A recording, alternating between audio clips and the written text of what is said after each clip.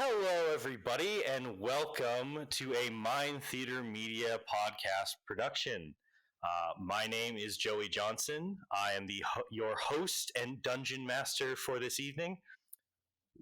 So, a little background about what this is. Mind Theater Media is a new multimedia production label that I'm starting. We will be doing multiple projects, but this is our flagship show, a Teen Titans re-roll, so to speak, but also in a fantasy setting. So, what does that mean? What do those human words mean? Well, good thing you asked. So, a re-roll is kind of like where we take a already existing plot line from a movie or a book or a TV series, and we will have players represent the characters from that series. And as they succeed and fail or make the same or different decisions than the characters in the show, uh, the plot will inevitably change. Um, and furthermore, this is not a strict reroll of the Teen Titans series, but a fantasy alternate universe using a lot of homebrew Dungeons and Dragons 5th edition content. So hopefully that kind of adds a bit more of a unique flavor to the podcast. Without further ado, I mean, things will be easier to understand as we get started. Without further ado, I think I will introduce our cast, our players. Paul, why don't you tell me who you're playing and one interesting fact about yourself? I will be playing Princess Coriander, aka the Starfire, and I ate a bag of fajita meat for lunch today. Wow, that's amazing. Hopefully that doesn't have negative repercussions while we're recording. Oh, only positive. Always. Amazing. And then there's someone else with you recording from your end, Krista. Who are you playing today? Hello, I will be playing Beast Boy. Something interesting about me, I guess I ate fajita too.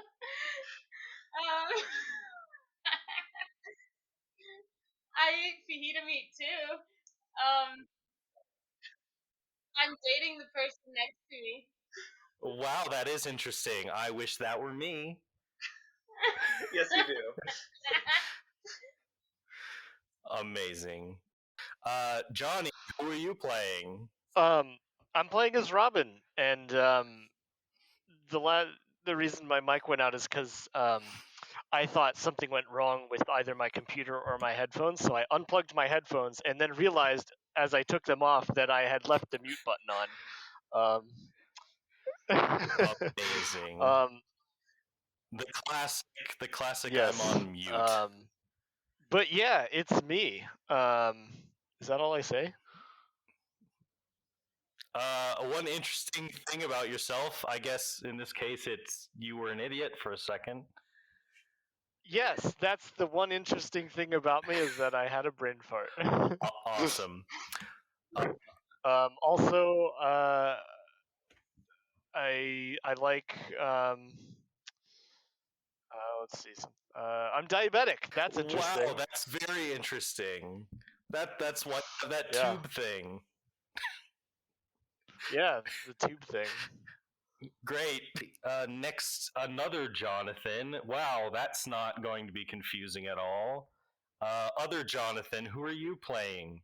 Yeah, my name's Jonathan, though I guess most people here call me Johnny just to save us from some confusion, and I am playing Cyborg. And let's see a little something about myself. Well, despite popular confusion, I don't actually like cats. I just like the practical application of cats for marketing purposes and spare parts. Great, you're giving us another reason for people to want to cancel us. That's amazing. He's the edgy one. He's the edgy one. Why isn't he playing like Robin or something? I don't know. Because I'm not a pansy. Whoa. Oh, That's a hot ouch. take. All right. All right. So, and last but not least, Charlie, who are you playing? I will be playing Raven, and an interesting fact about me is that I am very bad at D&D. Amazing. I don't see that being a problem. Not at all. Not at all. Okay, so now that everyone is introduced and we know what we're doing, without further ado, let us begin our episode of Teen Titans.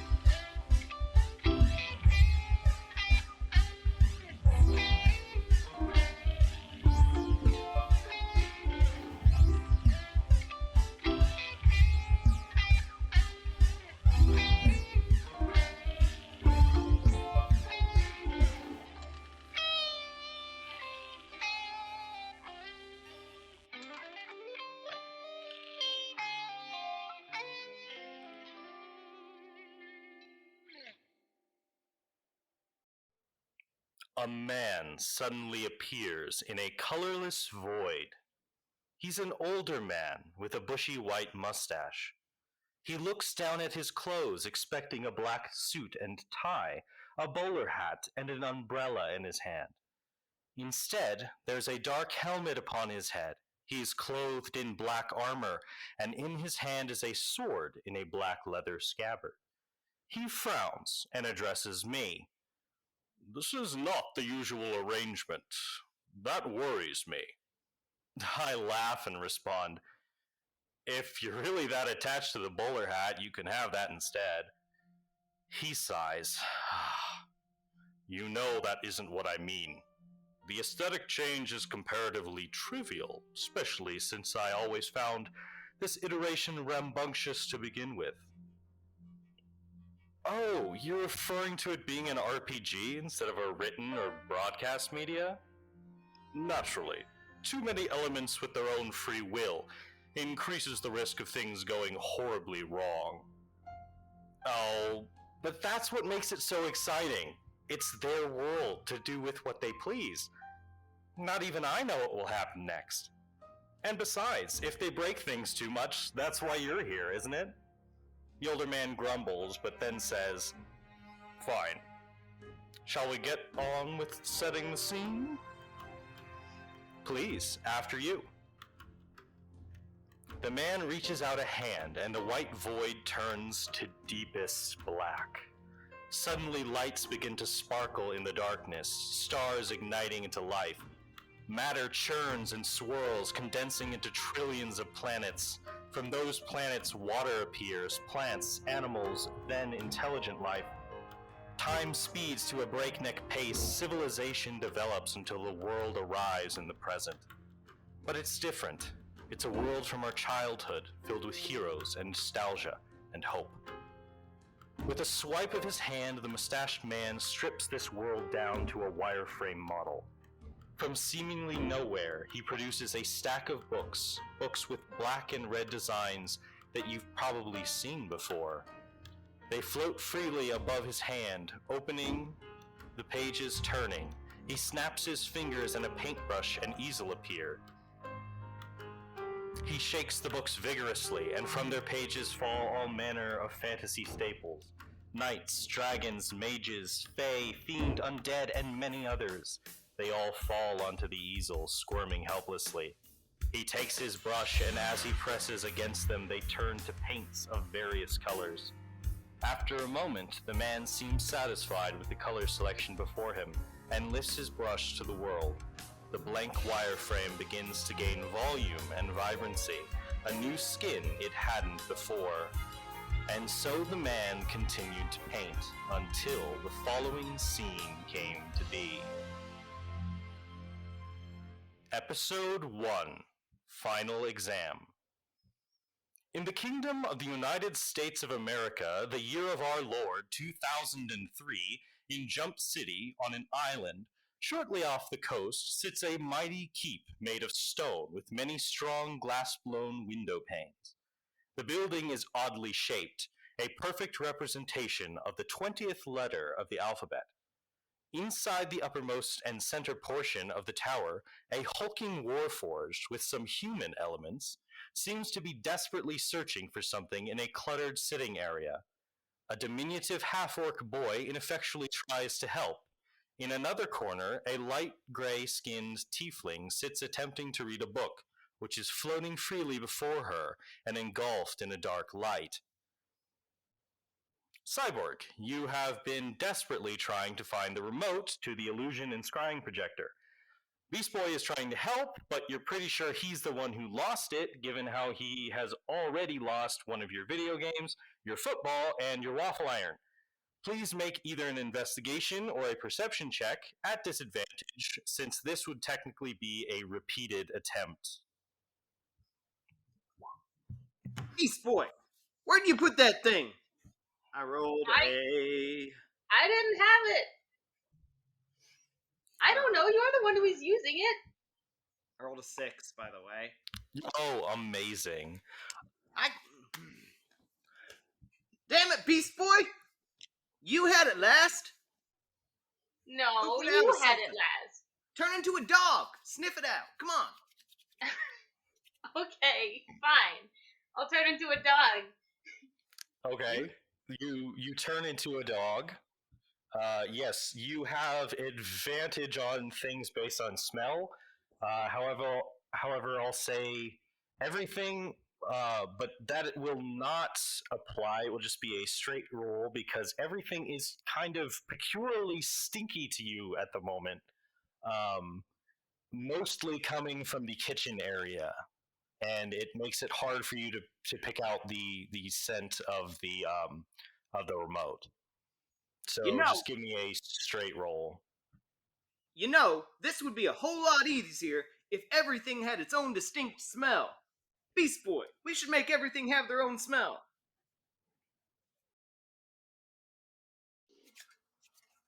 Can't talk, I'm a dog.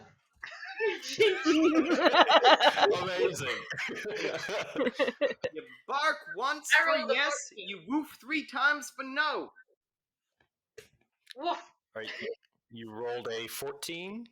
Yep. You are sniffing around, but you are not quite sure where the remote is. I changed back. I can't find it. How am I supposed to distinguish the smell of people's hands on a remote? We touch everything. Well, maybe we have to be more intentional about it. We have to remember where we put things. And if we know we're not going to remember things, we need to put little smells on them. You're a dog, figure it out. I start looking in the fridge for the remote. Okay. You start heading towards the fridge for the remote. Raven, you've been trying to read in another corner of the room, and their obnoxiousness is particularly vexing. Yeah, I look pretty annoyed, and I guess I finally speak up, and I'm like, "Be quiet! I'm trying to read."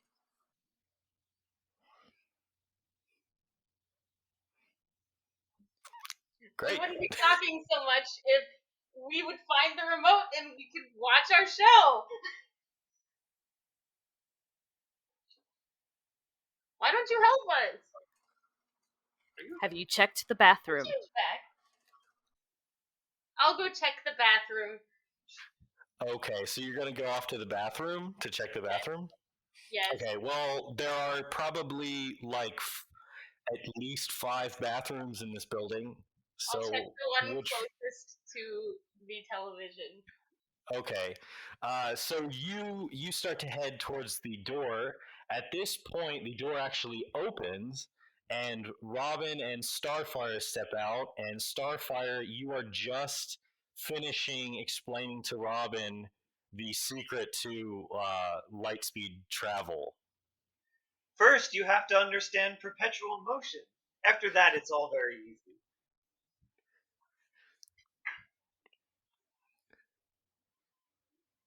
Robin. Okay. Does Robin have anything to say? Okay, there we go. Oh, sorry, I forgot to mute myself again. I see. I'll have to have you in the shop sometime, and maybe I can put some improvements on. Shoot, do we have a car at this point? You don't have a car. You have you have a ship though, a submarine slash spaceship. I've legitimately forgotten the name of that, whatever it's called, as a player. I think it's the The T The ship. That T-ship. the T-ship. Yeah. When in doubt, T thing. Yeah. T remote. I'll have to have you down in. Yeah, I'll have to have you down into in the mechanic shop so I can write down some notes and make some modifications to the T-ship. We will have you breaking Thanks, the laws of Starfire. time and space in no time. Awesome. And so Beast Boy is there before you guys. Like they essentially bump into you as you are walking out. Guys, have you seen the remote?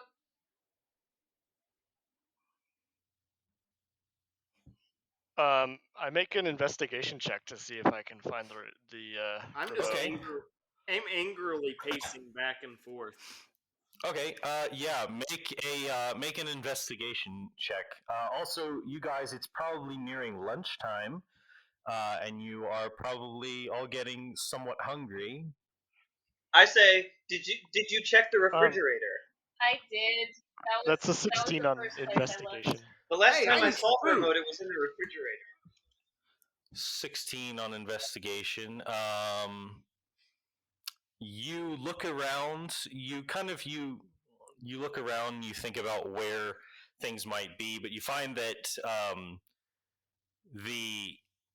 I mean, investigation is sort of like you like investigating. Like, okay, where would it make sense for a remote to be, and using your smarts to figure Okay, that out. so I guess instead of investigation, then can I make a I guess either like a wisdom or perception check to see like to figure out like who would have put it where? Well, your investigation would serve to that, but it's just everything is sort of chaos. There's no method to it. Where you would think things would Okay. be, are they're covered with other Yeah. things. But you're looking around and you think you have a bead on it. But did someone say they were checking the refrigerator? Yes, I remember seeing the remote in the refrigerator. Additionally, I know my friends and I recognize their temperament, and it is what we call the hangry. The So, hangry. Hey, I'm so coming with I you. shall go to the He's opening the fridge. refrigerator I'm to try opening the and fridge. Okay, one at a time, please. I was speaking. I'll go to the refrigerator and try to find the remote there. I'll go back to the living room. Okay. And Cyborg is also heading to the fridge. You like to Yeah. cook, so you're probably, if you can't find the remote for TV, you probably want to like stress cook something. Mm-hmm. So, yeah. So you guys, you head to the refrigerator. Starfire heads to the refrigerator. Cyborg not far behind. You open the refrigerator and you see just covering all the food in the whole refrigerator. And you guys have a pretty big refrigerator because it has to accommodate all of you. It's just covered with all of this like gross, drippy, moldy goo, blue goo. And Starfire, as you like stick your head in there, one of the bits of goo moves a little bit and kind of lets out a little shriek. Can I interject? Sure. I scream, "Oh, it's the amoebas again!" and I run to my room. It's the amoebas again. I look delighted, and I say, "Friends, you have cultivated your own Californian slugweed.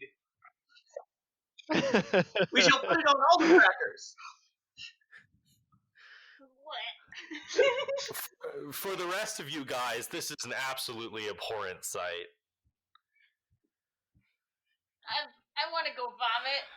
I put some of it on a cracker. Oh my Okay. gosh. I start thinking about this. No. There already is some of it on the crackers. So, I eat one. yeah. Make a constitution save. That is 29, baby. Yes, because you have like stupidly high constitution. Yeah, you're fine. It doesn't. It tastes a little strange, but kind of in a. It could be an acquired taste. A rare delicacy. Friend Raven, would you like some? No. Alrighty. Well, for most of you, all the food in the building is ruined, so you guys will probably need to restock the food, which means either going to the grocery store, which usually takes a long time. You have to clear your schedules for the day. And no one likes doing it because you're all teenagers. I mean, maybe Cyborg likes doing it. Or going out to eat somewhere. Pizza. I, Guys, who wants pizza? I immediately popped my head out from my room where I was hiding for a second. I'm like, pizza? Pizza. Let's go! Okay. I'll take the D-Bird! I will. I do I'm like satisfied pizza. with I the will also accommodations, but I run over for suppose some pizza. that I suppose that I could use some pizza. I take some of this stuff and like shovel it into like a little shopping bag and bring it with me. Okay. It squirms in protest, but you are too strong. Like when their food fights back. It's fresh. Alrighty, so you guys are headed out to go get some pizza. There's a very famous spot in the middle of town that is actually shaped like a pizza wedge, where they have like a stone fired pizza, and you can sit outside. Nice. That's the place you go the best. Although you could go somewhere else if you want to. When we get to wherever this pizza place is, I will be ordering a cheer wine. Thank you. Okay. Yes. The services. Oh, yes, of course. One cheer wine. What else can I get you guys to drink today? I want 3 bottles of Coke, 1 bottle of Sprite, and a Mountain Dew. All right. And what for you?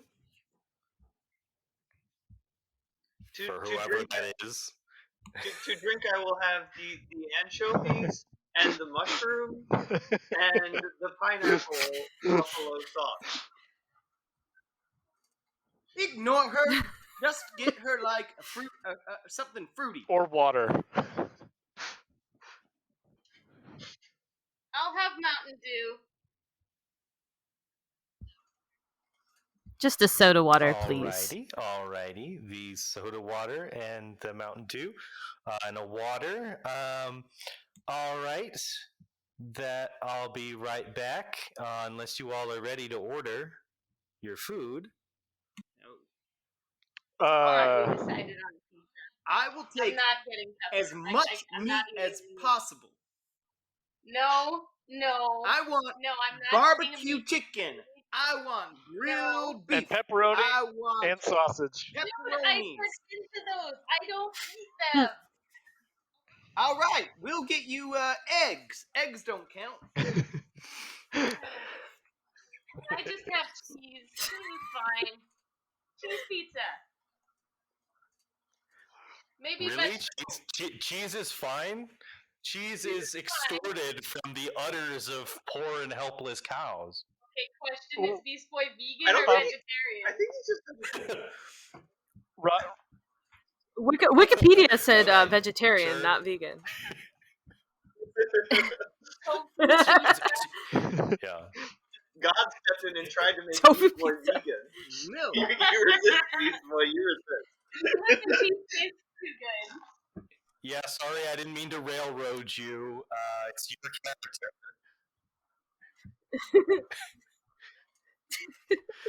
Okay. I tried to avoid it, but Alrighty. So, so she collects your orders.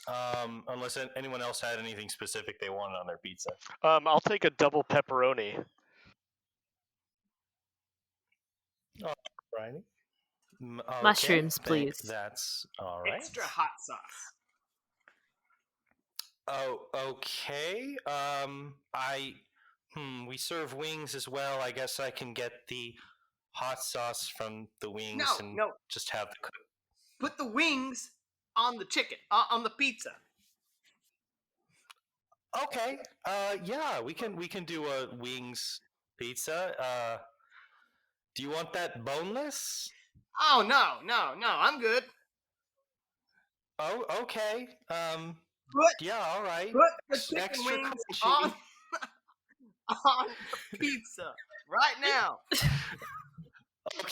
Okay, yes, sir, Mr. Cyborg. And she seems very intimidated by your status.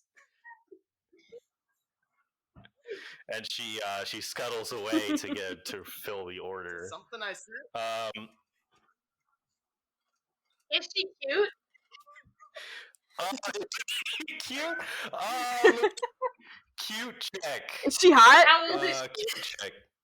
She is probably like a college student. Yeah, she's pretty cute. She's like a college student. Probably works there part time. Very good. So she's older. Is Beast Boy into that?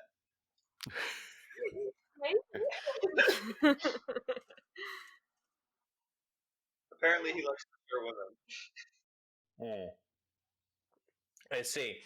Well, so as you guys are waiting for your food to arrive, suddenly you hear a scream. You hear a scream, and you hear someone go, "Someone save that baby!" And you all turn and look, and you see out in the center of town, there's a carriage in the middle of town, and you hear these faint cries, something, I don't know. And you, from the top of the hill, come barreling down. There's an out of control city transport. Which, for a little context in this fantasy universe, there are things that are essentially equivalent to cars that either run off of steam or fire element.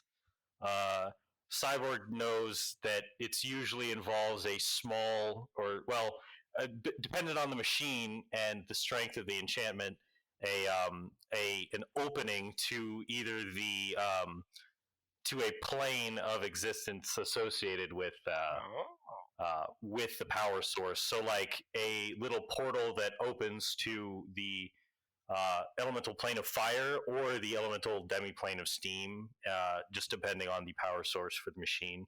And there are also anti-gravity flying crystals and things like that. So essentially, it is still a bus that is barreling down the out of control down the hill, the ridiculously steep hill, towards the little center square in town.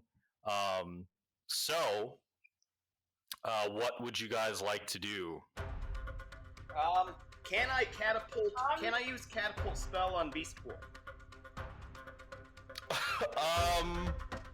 Catapult on Beast Boy.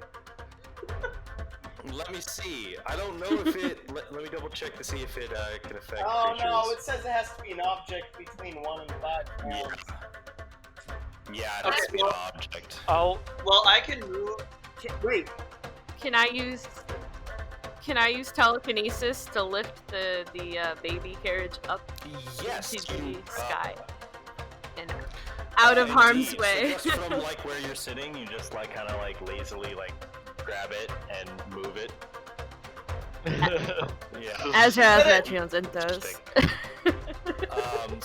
So suddenly the kind of in the shock of some of the people watching, the baby carriage is like wrapped in like this dark eldritch energy and is moved telekinetically to a safe position.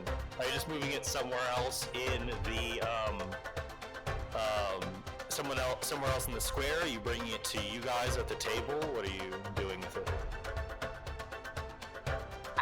I guess I lift it into the air until the bus passes, and then I kind of move it over onto a sidewalk. For everyone else, the bus is still barreling down and will probably slam into the point of the truck. I'm okay. running in that direction. I'm gonna tell you what. I'm I'll gonna jump down and turn into Yeah, a gorilla. Guys, I can fly at 120 speed. So but whatever you were about to do, I'm already there. as this all Yes, as we're all doing this, I will shout "Titans go!" And also use the dash action to move towards the bus.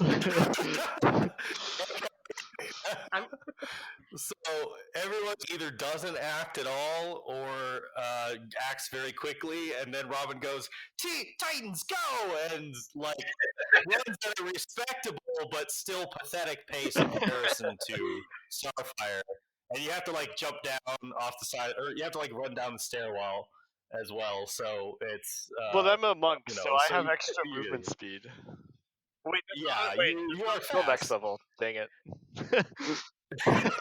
Yeah, I run at a normal speed. Bit you thought, but no, yes. So you run over there. So Starfire, you're flying towards the bus to stop it. Yeah, my plan is to get like right in front of it and just like catch it straight on momentum. Okay. Yes. Give me a strength check. I will. Oh, will you? Oh, I will. Okay. I'll strength check the shit out of this bus. Oh man. And I rolled a 12. Wow! With a plus 10, Starfire. Which means I rolled a 2. Yeah. I'm gonna jump down and change into a gorilla and try and help her. Okay. I mean, I don't think you're here. I'm not. Okay, she's too fast. Yeah. So she would get there first, but That's still doing that. okay. Well, I don't know. Yeah. I guess we will, since we didn't catch it, we'll have it be a separate strength check. But so Starfire, you are like, I will stop this, and you fly over there and you put your hands out and you kind of forget the fact that you are flying, and you put your arms out, but you connect with like the glass window pane, and the momentum of the bus, you just go like through the bus and out the other end of the bus, and it just continues to barrel away. You could probably fly after it and try to grab it. Is it about to hit something, or I mean, can we still catch up to it? There's still an opportunity for you and Beast Boy to make an attempt at it. So you turn into a gorilla, a regular gorilla, a giant gorilla. What are you? Wait a sec. Gorilla wouldn't be big enough. Yeah. I think I'm actually gonna try and get inside the bus and hit the brakes. Okay. While he's doing this, is there like a shortcut path I can take instead of running like directly towards it, since I'm a monk and I like run through the side streets and stuff to cut it off? Well, it's an open. Well, is there like a hill or something I could like run down or do any kind of like cut off maneuver? Can I make a shortcut through side streets to just be there? I'm just saying, in the show, he would have. I would be in here. You can get there. Like, you'll get there. I don't know how much you can do to stop. Well, I'm trying to. bus once you do. Well, I'm not trying to stop the bus. I'm trying to see if there's anyone inside that I can use my monk abilities to leap them out through windows to safety and then drop them off and then jump back in. Yeah, absolutely. So, so that would be a perception check to see if there's anyone inside the vehicle. All right, that's gonna be a 17. Okay, so 17. Yes, you jump down and you kind of as you're jumping through the air to you look in and you see the bus appears to be empty, and then you kind of land on the ground and roll. But you very cinematically looked into the bus as you were jumping off a higher elevation, and you did not see anyone inside the bus. Beast Boy, were you about to do something? What? He stopped the bus, right? Or No, I just looked inside of it. Oh, I'm getting inside the bus. Okay. How much does the bus weigh? The bus probably weighs a few tons, maybe a little bit more than your capacity. Okay. Although, I mean, maybe not. It's kind of hard to tell.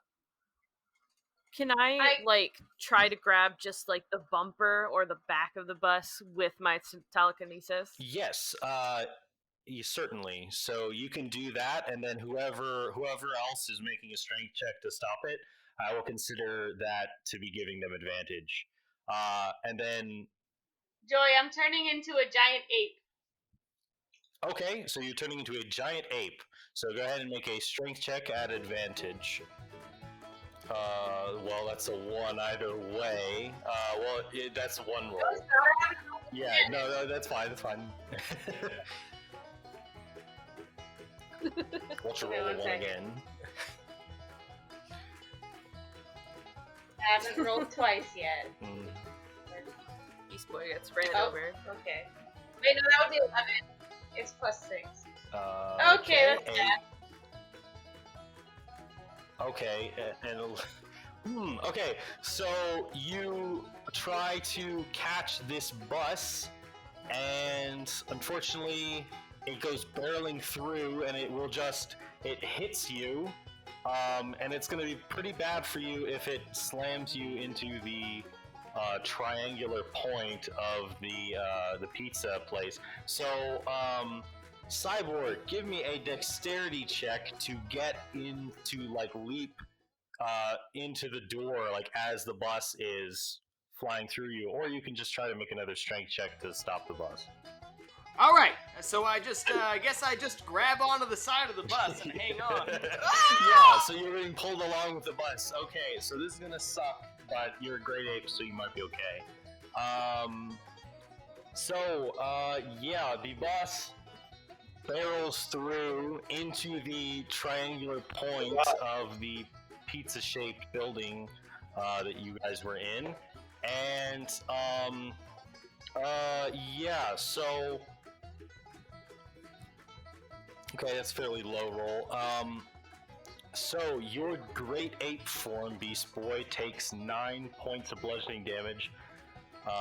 As your weight has kind of weighed the bus down and slowed it a bit, but you still slam into the point, and you're and your great ape form takes 9 points of damage. Okay. Alrighty, so you guys, now the bus has stopped. It is all messed up, and you kind of have to push it off of you.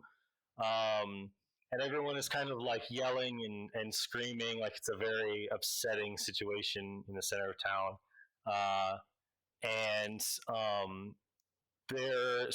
But the bus has been stopped. What is anyone inspecting the baby carriage? It was just moved. No one has moved to claim it. No one has been oh my god, my baby, and come to get it. I guess since I moved it, I'll go inspect it. Okay. And while she's doing that, I'm gonna investigate the bus and see if I can find anything that would Okay. cause it to have gone out of control. Right, I want to know if it still works, and if not, if I can move the bus. Whether it on its just by driving it out there or pushing it. Okay, well, I stare at the wreckage in shock, assuming that like many have just died. okay. All right, so one at a time. Wait, is the pizza girl dead? No. She was on the other side of the building, in the inside the building, and the building is sturdy. Like, it's still fairly okay, honestly. Like, I mean, honestly, it's perfectly shaped to be crashed into by anything from that angle because it's a point. So, but okay, so The magic of pizza. So first things first, we'll go actually in the reverse order of things. So looking over the bus, it's pretty clear to you, Cyborg, that this thing is busted and you won't be able to drive it out. But you can see, like, now that it's not moving, it doesn't have momentum behind it. You guys, I mean, between like your stronger people like you and Starfire, you could definitely move it out once you need to. So, Robin, as you step in, it's pretty messed up. Give me an investigation check to see if the bus has been tampered with at all. All right. Oh, all right. You said investigation? Yes, investigation. That's gonna be a 25. Awesome. So you move in and you quickly ascertain, yes, the bus has been jury rigged so that it will.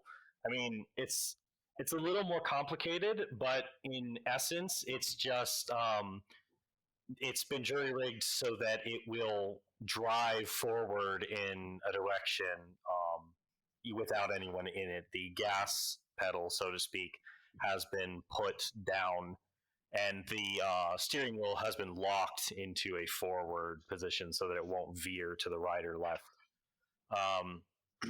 So as you are doing that, Raven, you approach the baby carriage and you look in, and you see kind of this bundled up like little figure, but upon closer inspection, like you get closer to it, it's not a human baby or anything other that lives in these lands. It is like this strange little, like, kind of like stone and metal work doll or like golem thing, and it kind of like its eyes blink and it laughs like this kind of upsetting laugh, and then explodes. Oh, okay. So make a dexterity saving throw. Okay. I'm yelling, Beast Boy! What? It's not Beast Boy, it's Raven. You're just still, you yell Beast Boy for no reason. You're just right there, like the gorilla looks at you kind of quizzically. All I'm saying is, I heard an explosion. I'm assuming it's So this is where I'm bad at D&D. How do you determine a saving throw versus just your regular dex? Well, so you will make a roll if you are proficient in dexterity saving throws, which I don't believe you are. You will add proficiency, but otherwise, you just roll a d20 and you add your dex modifier. Okay, that's what I thought. All right. 14. Okay, ooh, that's fairly good. It explodes, so you will take half damage. It explodes, and you won't be pushed backwards, which is the main thing. It has a lot of knockback. So let me see. When I see this explosion go off, I'm gonna make a perception check to see if there's any villainous entities nearby. Of course. So, okay. Now, this is where I'm bad at D&D, math. Okay. Raven, you take 7 points of... Ow. Well, actually, it would be fire damage, so because you're a tiefling, that would be reduced to half again. So that would be... that would actually only be... 4, because you round up. So you take 4 points. That could have killed me. Yeah. Thankfully, it was fire, and you saved. You saved on the DC. Yeah. All right. So, oh, you rolled a 1. I did. No, you look around. You actually go to look around, and then suddenly this girl is down by the bus. This like teenage girl, maybe like a year older than some of you guys, and she's like, "Oh my gosh, can I get a selfie?" And you get distracted by that. I don't take the selfie, but it does distract me. She's like, "Oh, come on." Yeah, it does distract you. Actually, it and- distracts me enough because I focus my attention to her and I say, "You need to get out of here. It isn't safe." And now I'm not looking around for the bad guys. Yeah, so Robin has an extremely lawful moment and is like, "What are you get out of here?" And you do not notice anything. So as you guys are kind of like gathering yourselves after this, explosion just went off. Suddenly, you hear,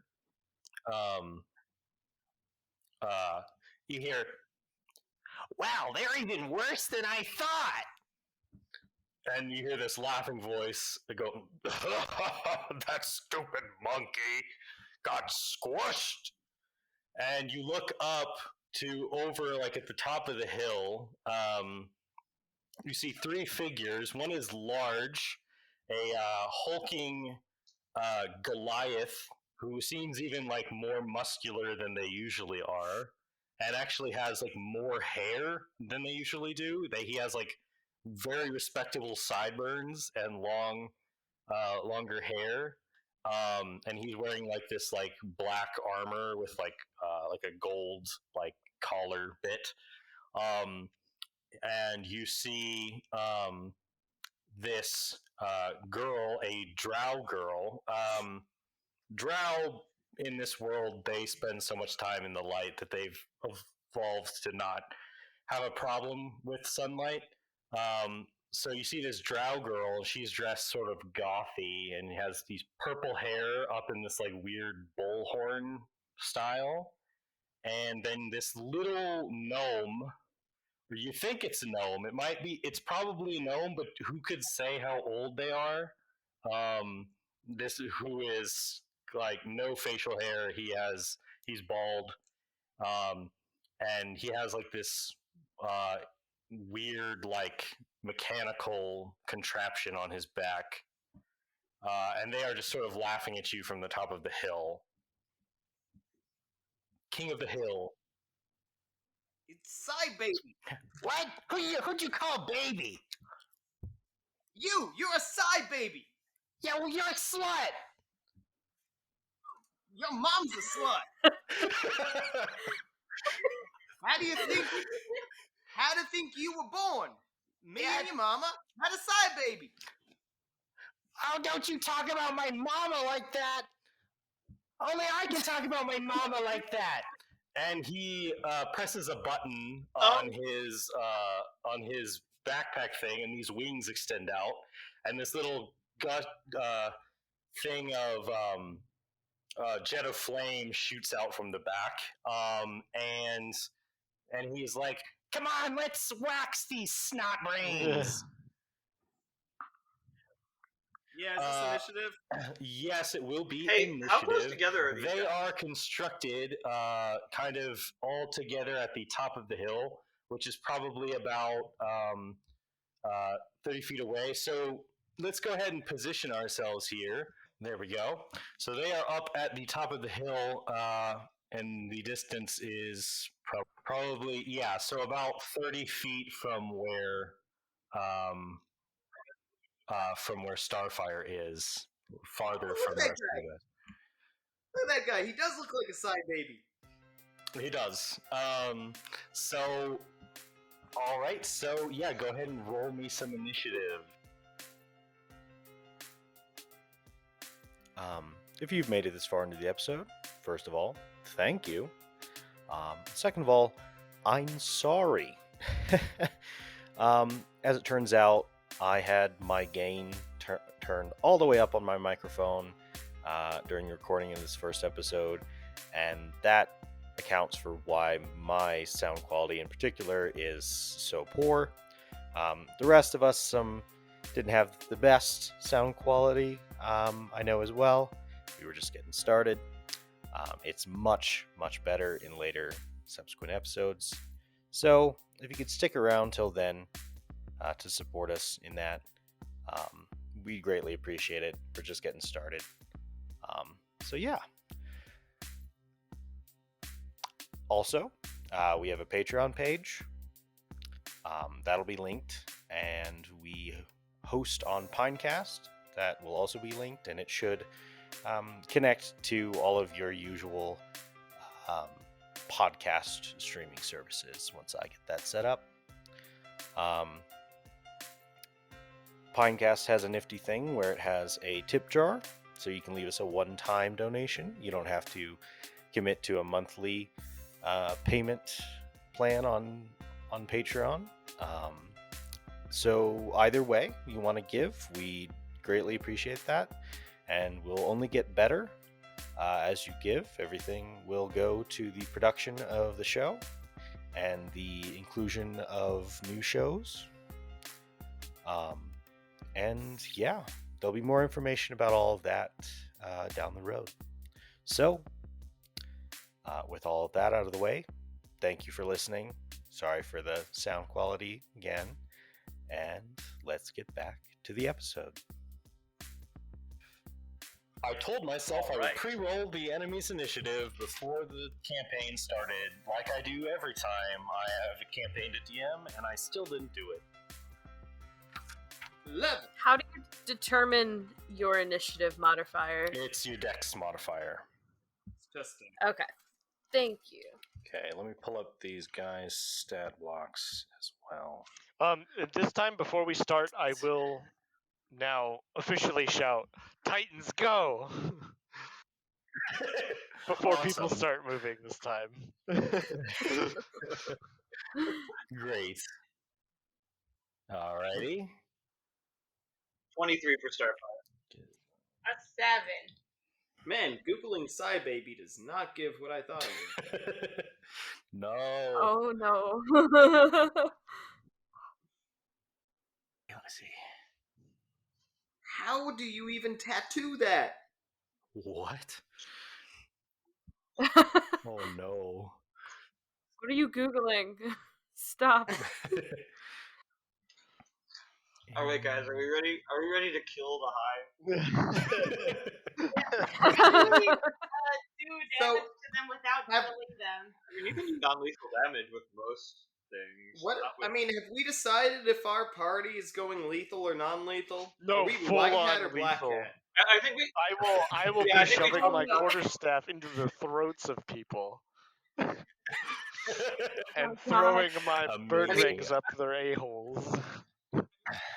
I mean, I think seriously we talked about it. And there's generally a DC superhero sort of perspective on these things. Well, We you can do obviously- whatever you want.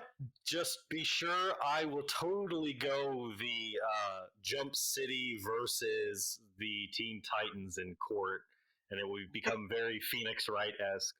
I'm totally okay if the campaign goes that direction. Objection! Also just rewatched the movie where everyone thought that Robin murdered a man in the street and Amazing. he got arrested. Yeah. But it's not murder if they're made out of goop. Ink. Okay, so we got 11 for Cyborg. What were other people's? 23 for Starfire. All right, 23 for Starfire. I'm the tank. What? You can't be the tank. I'm the tank. She is better at all the strong things than you are, just by virtue I'm the of guy- being born. I'm the guy that's big and beefy and strong, and I'm the guy that shoots things, and I'm the guy that moves fast because I have robo legs and Nah. crap. Nah, you're Guess I'm thinking made we're out having a car Made of metal. and being conflicted about your humanity. Sorry. What were other people's initiatives? Mine was Or how about- 7. 7. Great. So Mine was 14. my total was Cool. a 7. I had a bunch of rolls because I was trying to experiment with Wow. the dice roll settings and No, wait. That's accidentally not. rolled a bunch of times. Sorry, 15. 15. Okay. Well, you will still go ahead of Beast Boy because you have a higher dex. I have no deck. No, I was referring to Robin. Sorry. Oh, okay. Yeah. Okay. So, yes, you guys got great initiative. However, they will activate their special team move. What are special team moves? Did I just come up with this today? No, I've totally been thinking of it longer than then. Can you guys do special team moves? Perhaps that is something you will have to figure out and ask me about. So they will activate their special team move, attack pattern alpha, which means that once per probably session, they can, regardless of initiative order, they can all act for the first round in a combat. They can all act simultaneously at the first point of initiative. So they will. Okay, so let's see. What movement do we got for people here?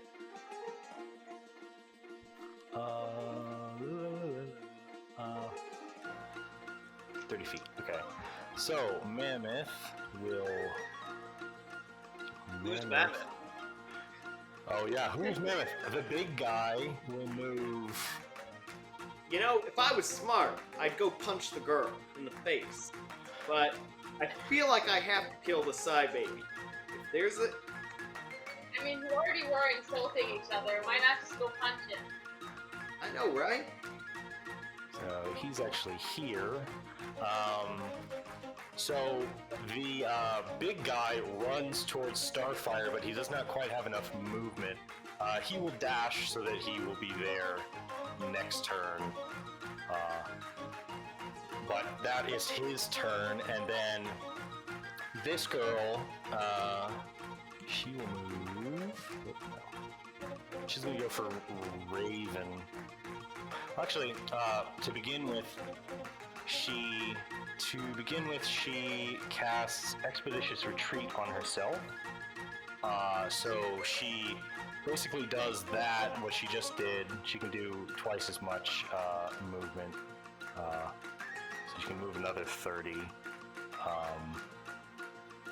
Because she made a dash action. So she moves right up on Raven here. Like here. And she is going to... she will run up and do that, and then she will cast a spell on herself. Her visage starts to kind of blur and shift, and she becomes kind of hard to focus on. Okay. And also, I have to roll something else. I have to roll a D100. 50. So she runs forward and she casts a spell and starts to get all blurry and weird. and she yells out to taunt Raven. She goes, "Oh, your style is so draw. Like, where do you shop the?" And then suddenly, her voice cuts off, and a bunch of pink bubbles start like out of her mouth, and she's like, and she cannot speak. She cannot speak for the next minute. I'm a little bit confused. Oh boy. She is a wild magic sorcerer. Excellent. Beautiful. That's amazing. Yes, and so unfortunately she can't do kick-ass taunts anymore. She just looks like an idiot. And,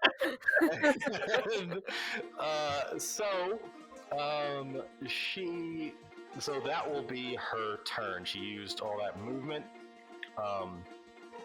Well, she actually didn't use a lot of movement, so she can still use her movement to get up into melee range with, because she used a dash from Expeditious Retreat.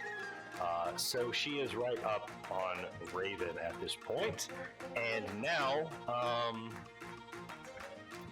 finally, the little gnome guy, he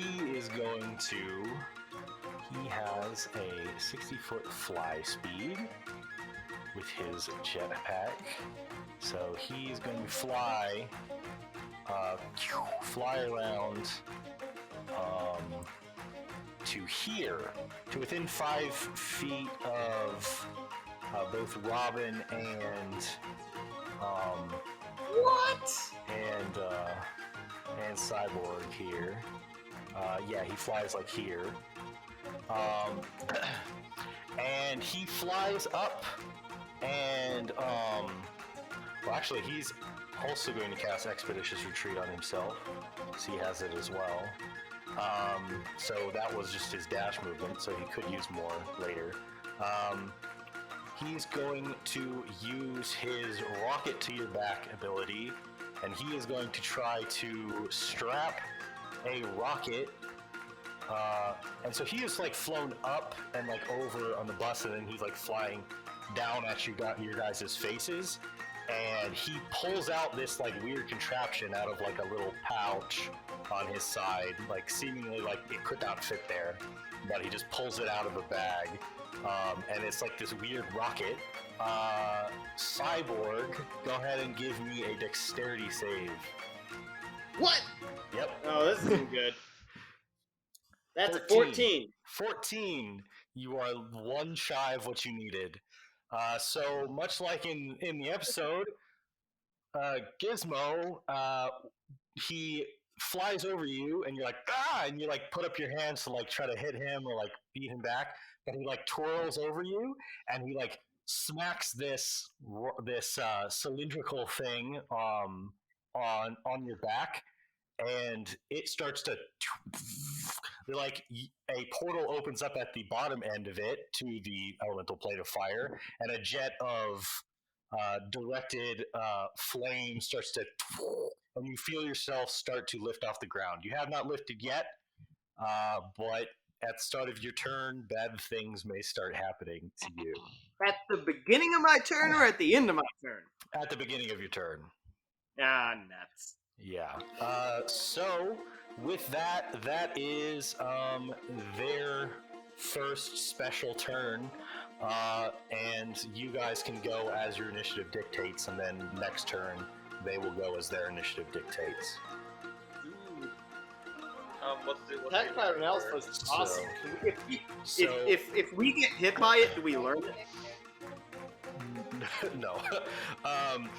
So first is Starfire with 23. Yes. Question. So question. He's right up on me, right? Like I'm engaged. To Mammoth? Yes, you are engaged with Mammoth. Congratulations.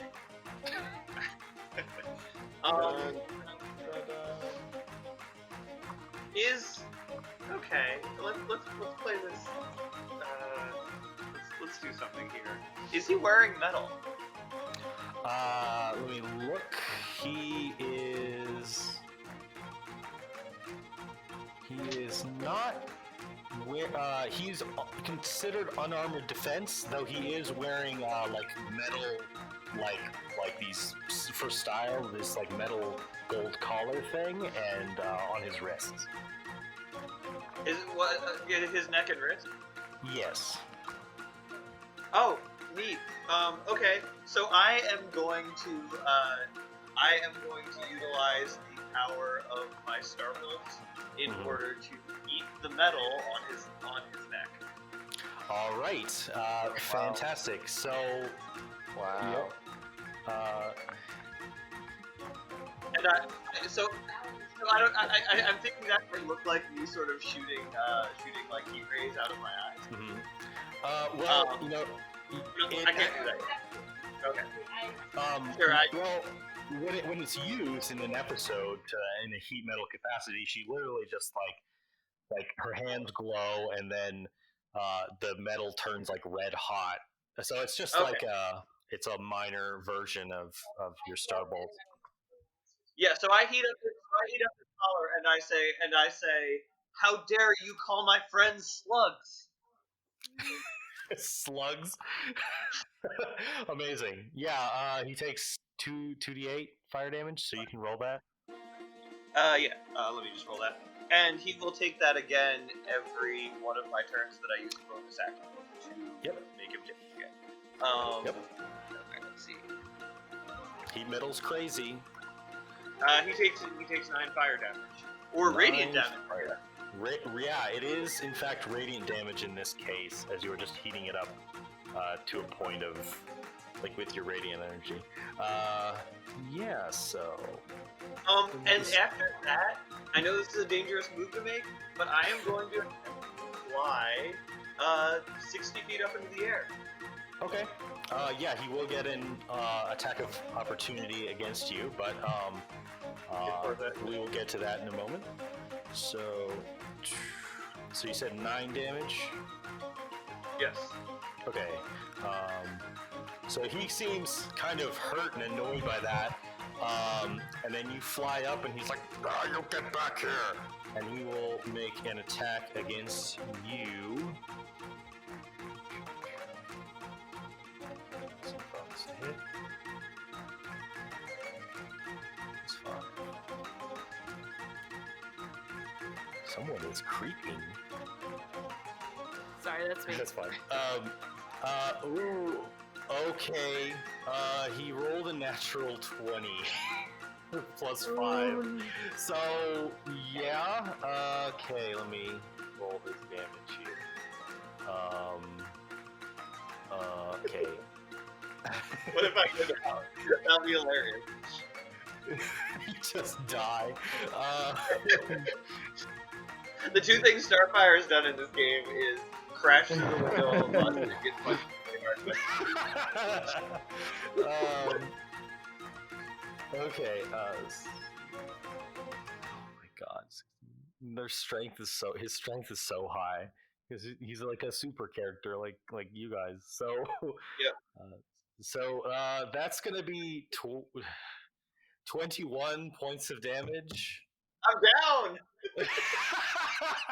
So he just he gets burned by this, and he's like, "That's not good." And you try to fly away, and he's like, "Shoryuken, bitch!" And he just uppercuts you, and you're like, "Doosh, doosh, doosh, doosh." So you fall unconscious on the ground before him.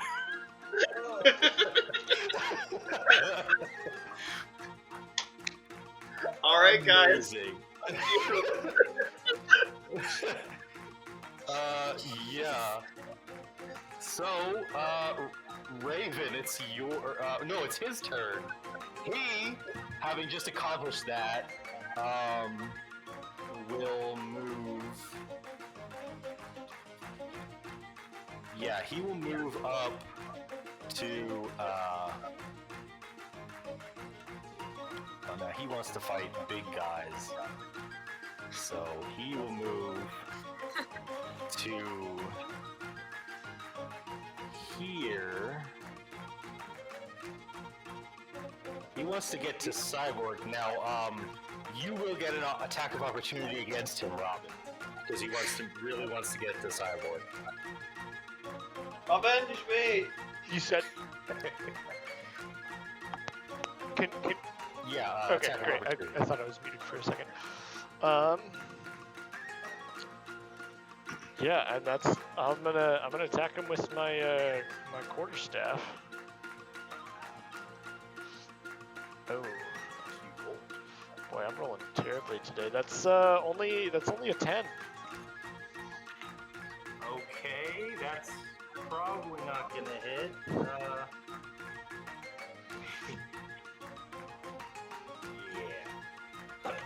What is his AC? And he has the lowest AC too, probably. Any of them. No, that will not hit. So you try to hit him, but it just sort of like bounces off his strong muscles, his back muscles. and your quarterstaff kind of like shakes and goes. Yeah. So and now it's his. So he will go. He's going to try to attack. He will recklessly try to attack Cyborg. So,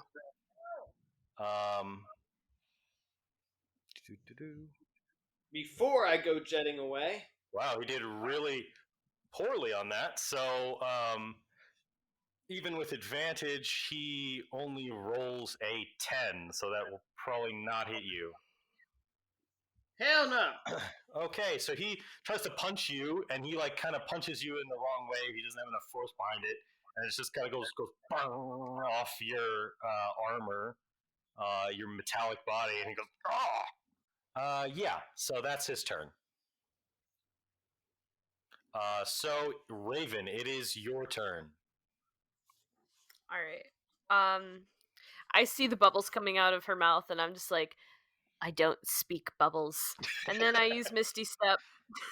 Yay! I use yeah. I'm gonna go over to Starfire and I guess stabilize her. Yeah. Okay. If I Absolutely. if I can do that. Yeah. You can definitely make a medicine check to try to stabilize Starfire. So, you kind of go. You make that remark to her, and then you just fade back into like a black portal that opens up behind you, and then reappear over there.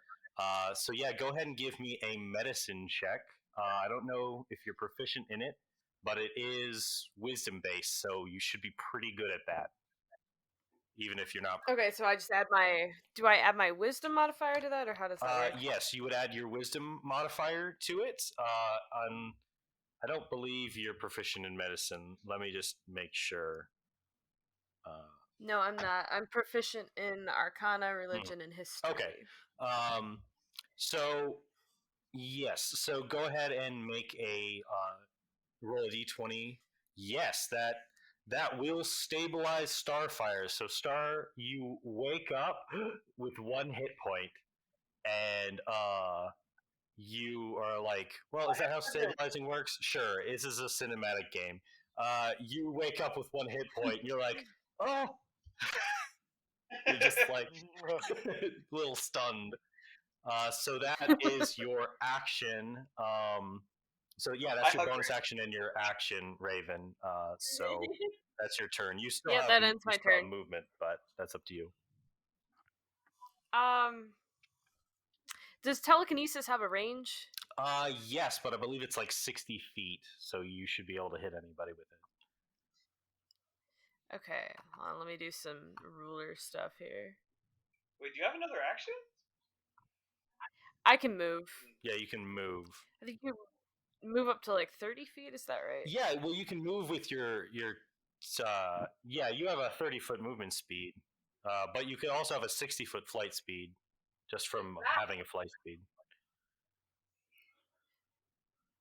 Do I have to cast telekinesis to fly, or is that automatic? No, that's like an automatic iteration of it. Okay, in that case, I'm just gonna like fly. Hold on. Click the right button here. I'm gonna fly like over here. Okay. Sweet. So you fly over there. Great. Awesome.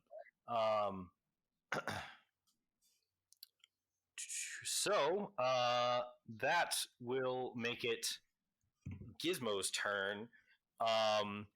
He will attempt to fly up and away because he does not like to get hit. But you will guys will get an attack of opportunity against him. But he will try to fly up and away, 60 feet away. So go ahead, Robin and Cyborg, try to make an attack of opportunity against him while he does that. Wee! Nice. That's a 19. That's also a 19 and awesome. So you guys both hit him. Go ahead and roll your damage for whatever attacks you're doing. Iron Fist! I'm the Iron Fist, right? Yeah, plus your strength mod. All right. 9 points of damage. Booyah! Sweet. Yeah. Oh, snap. That's 11 points of damage. Sweet. Okay. So, you said 9 and 11? Mm-hmm. Okay. And 11. All right. Ooh, wow. So he's like, ha, ha, enjoy your flight, butt munch. And he starts to fly away. And then you just like punch him in the gut. And Robin like whacks him, like on the, like cracks him over the back of the head with his staff. And he's like, ah! And then he like continues moving away. And he looks very like dazed and upset with that. So let's just move him 6 feet. I yell, I'll munch your butt, Psy baby! So he can move up to his speed, which is flight speed is 60, just as he basically flies off the map for a second because he's so damn fast. So, I mean, you guys can still attack him if you can get 60 feet. Well, no, he will fly like up off the map and then like around to like somewhere else within 60 feet at that point.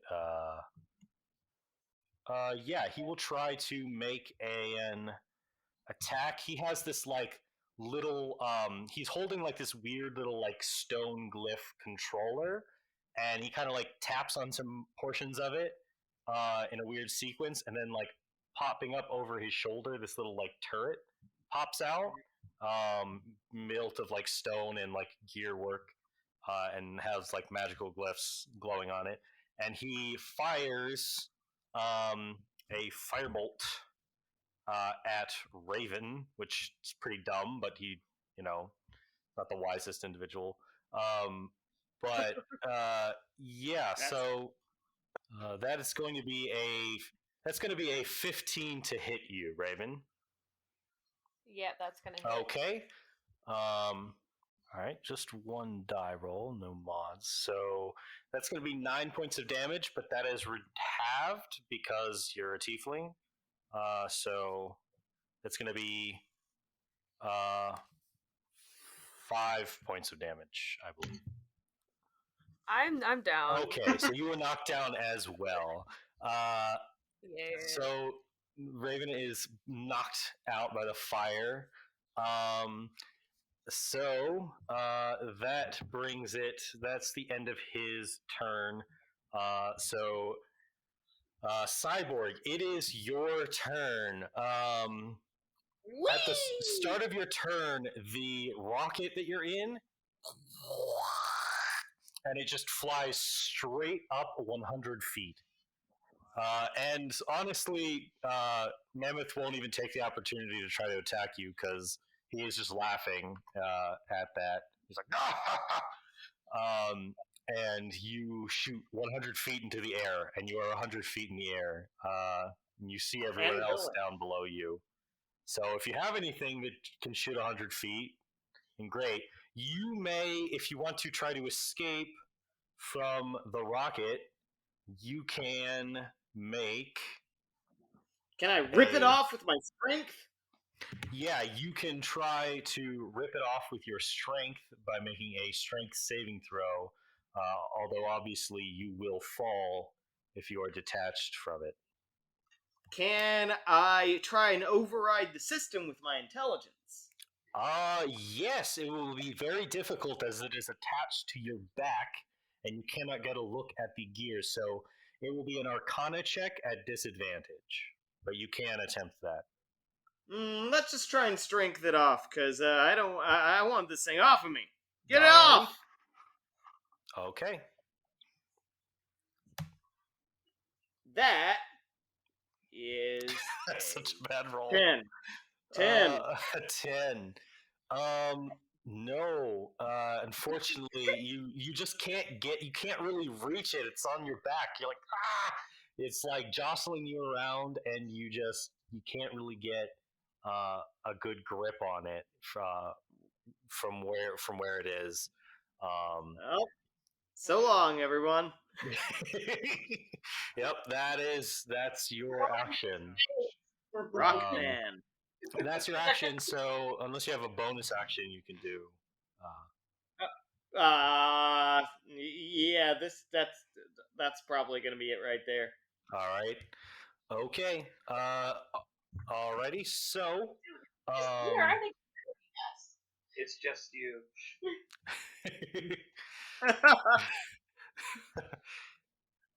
Okay, so now it's going to be Jinx's turn. She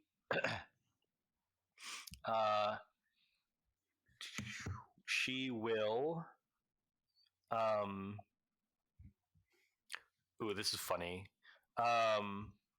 Yeah, she will cast is it concentration? Nah. She will cast. So she like snaps her fingers and laughs, and you got and she's like, "Have a nice trip." And she tries to say that, but a bunch of bubbles just come out of her mouth, and she snaps her fingers, and you guys. Well, actually, that's interesting. Does Grease require verbal elements? I'll give you guys every bit of leeway that I can with this. Yes, it does require verbal components, so she cannot use it because she cannot speak at the moment. So she cannot cast that spell, and she is a little too confused. So she will just use her bad luck wave, which she shoots these waves of like purplish energy out from her hands, and suddenly the bus, which is next to Robin and Cyborg, and Beast Boy is at the end of it. Will suddenly start to spark, and it will explode. So basically, she takes advantage of an environmental situation to create bad luck, and you guys will have to make a dexterity save or take damage from that elemental situation, or that environmental situation. So I'm gonna need Beast Boy, Cyborg, or no, Cyborg's 100 feet in the air, so he's fine. And Robin to make a dexterity saving throw. Okay. Okay. Wow. It's really low. Oh man. My giant ape has +2 dex. Yeah. Okay. Yes. So both of you guys, unfortunately, do not save. The DC was 15. And so you will take. Ooh, wow, that's a pretty good roll. 15 points of fire damage as it explodes. As the bus explodes. Are you down, Robin? That knocks me down. Oh. Okay, so interesting point. I'm going to choose this opportunity to do this. You The bus explodes. The ground beneath you is destabilized from all this violence,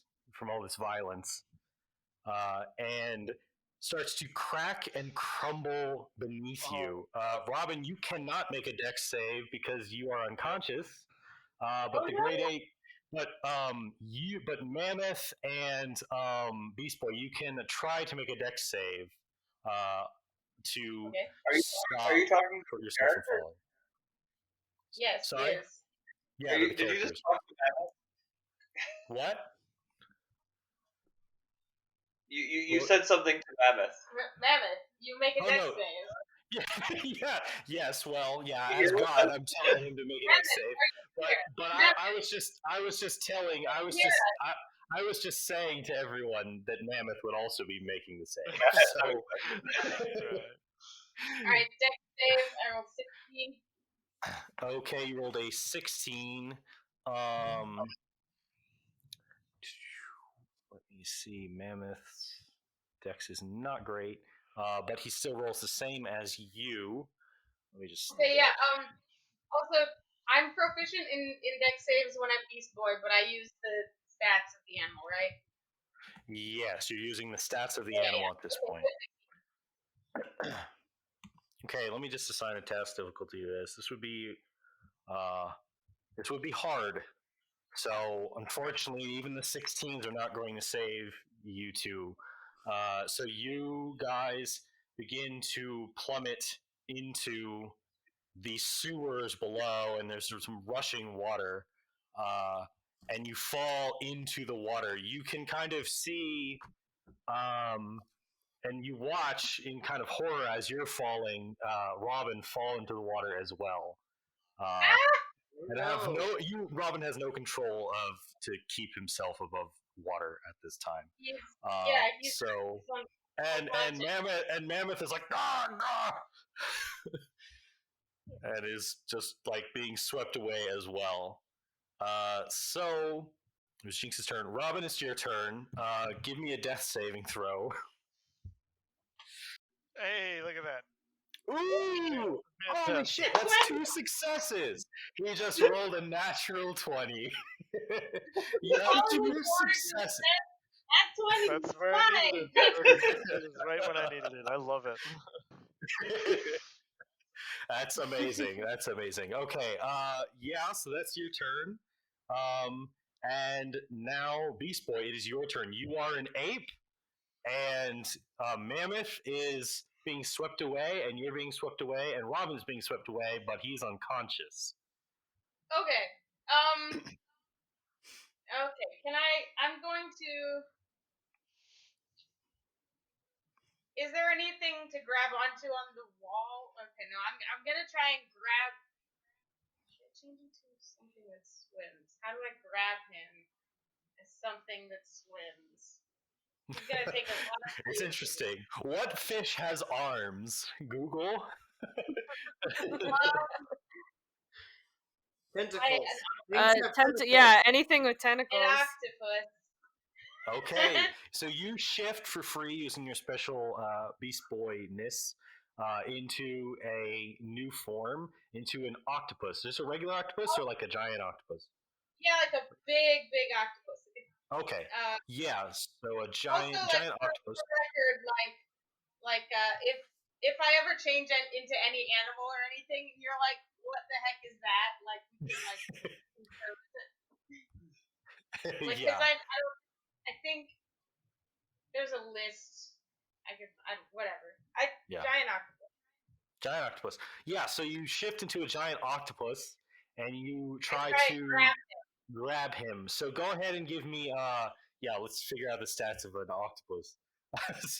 Octopus 5e. Usually most, like in the monster manual, it says that you will have to substitute certain stat blocks for other stat blocks, but they do actually have an octopus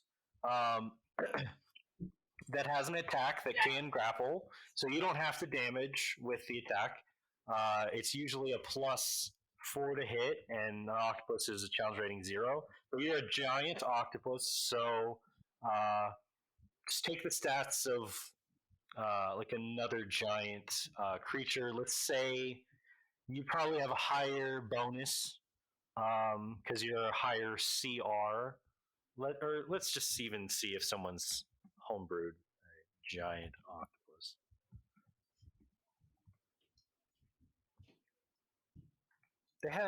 They do, or maybe it already exists. It seems to actually. It's on roll 20. Um, yeah, so you have a +5 to hit with your tentacle, and you can grapple a target uh, if you hit. So just roll an attack +5. Yes, that will be enough. I think so.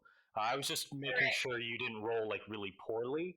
But that will be enough to grab him, and you can lift him up above the water so he does not begin to drown. I'm trying to lift him in suction to the walls. Okay, and suction to the walls. Well, I'll say your action was to grab him, so you're Okay. still like so that was your action this turn.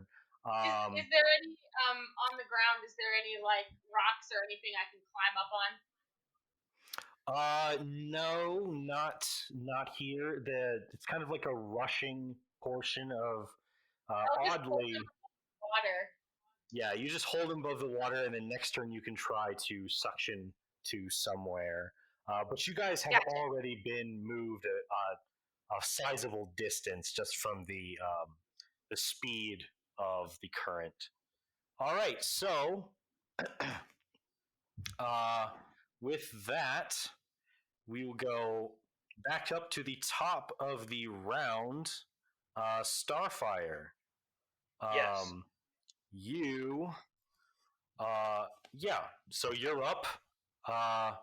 Gizmo just blasted Raven with a fire blast, and it knocked her out, which you know is bad because she's usually fought good against that. So your turn. Here's where I am. Basically, I wake up from being pounded into a crater by mammoth. I glance behind me and see that everything is going to shit. Like Yeah. all of my friends are down, bleeding out, and or descended beneath the earth at this point. So I just sort of like don't process that, turn and face Gizmo, and I can't save my friends, but maybe I can destroy this mean baby thing. Yeah. So so my eyes light up with bright green rage, and Oh, I hell fly yes. at it for an unarmed super strength attack. Yes. And I assume you're using your ASMR ability, your enhanced ability, Which one? the one that does extra damage for melee attacks. Oh You wait, said I your forgot. eyes were glowing, so Oh, I just yeah. assumed. I was just flavoring, but do I have that? Yeah, that's your Scourge ASMR ability to do more damage. Let me see. Oh, cool. Yeah. Sorry. What am I adding to that then? I must have just had my character sheet. Yeah, we didn't mention it, but let me pull that up real fast. Radiant consumption starting. Oh, that's a 3rd level. That's lame. Okay. Maybe. I still do decent damage if I hit. Yeah, so just go ahead and punch.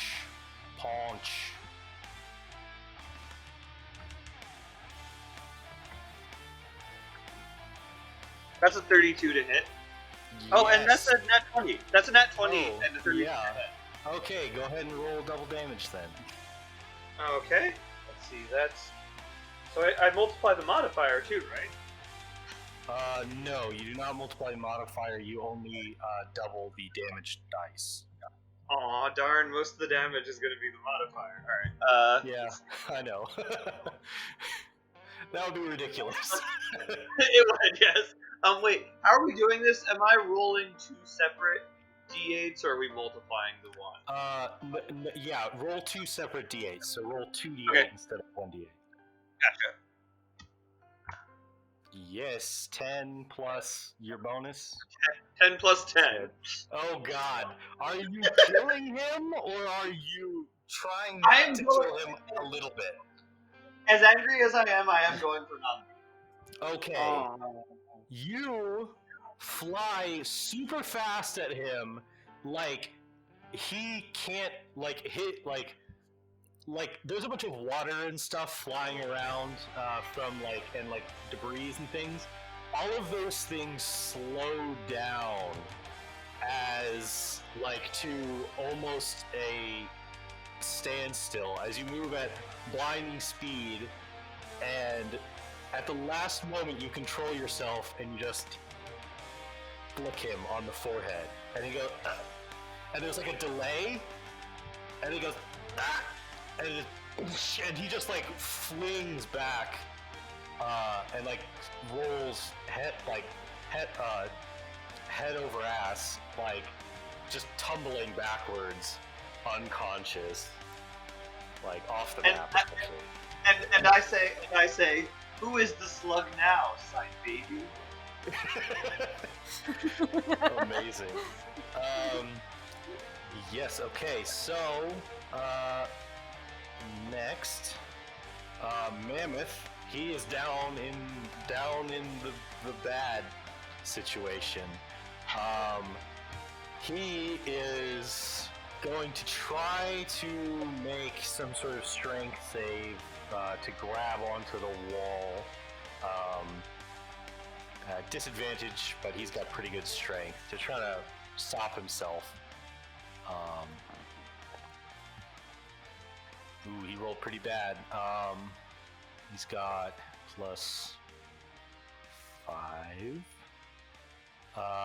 Fortunately, he kind of grabs onto the wall,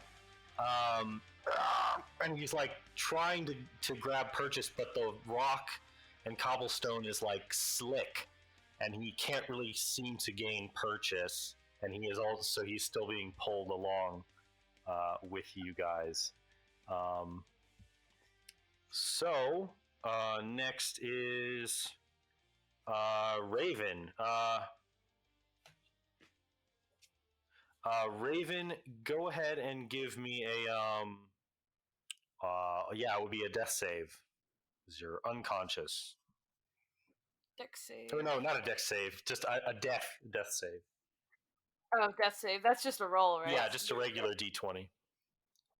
14. 14. That is a success. So you have one success. Sweet. All right. Gizmo's gone.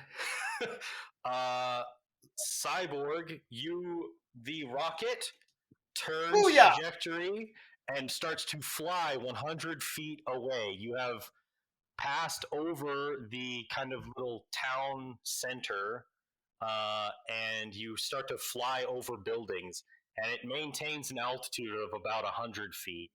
But you are now not just 100 feet up, you are 100 feet away from the initial battle area. So you are off the map, my boy. Nice. Can I try to use intelligence to reconfigure it? Yes. Strength doesn't work for me. Yeah. Yes, you can. It will be at disadvantage because it's on the small of your back, but you can attempt that. Do I get my proficiency in vehicles?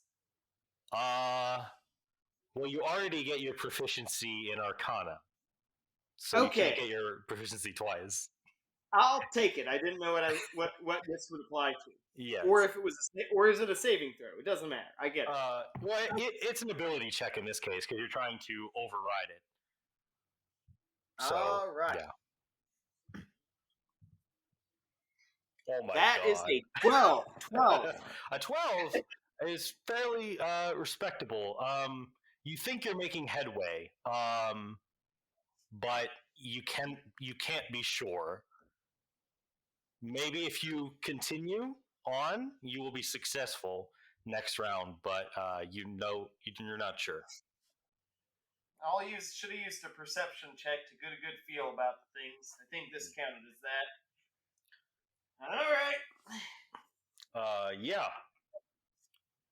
Whee! Yep, you're flying away. Jinx is like, Jinx looks at what she's done, and she goes, oh, and then a bubble like floats out of her mouth and pops into the words shit on,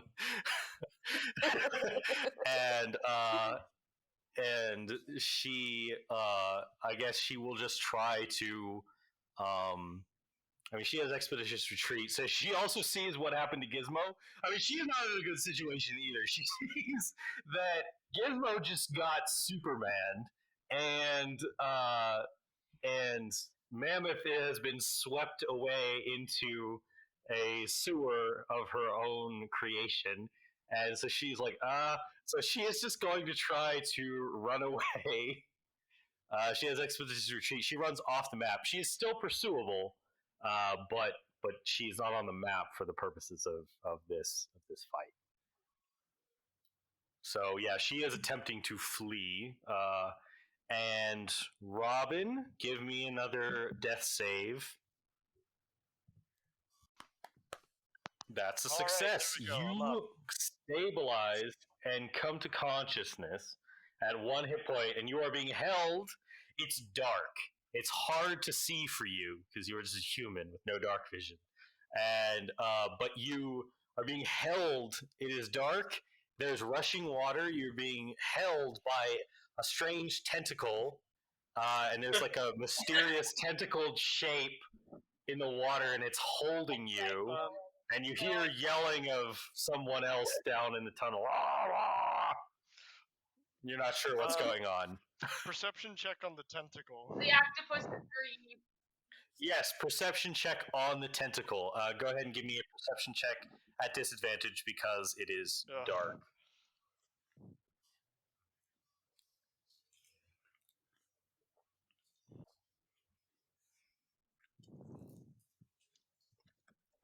Oh, well, that's can't get much worse than that.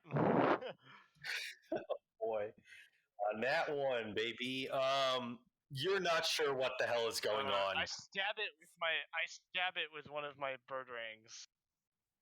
Let's go. Okay. You yeah, go ahead and make an attack just to see if it doesn't like slip off and doesn't hurt him. +7, that's a 17. Yes. Well, will that hit you? Let's see. Yeah, my armor class is 11 as a giant octopus. Yes.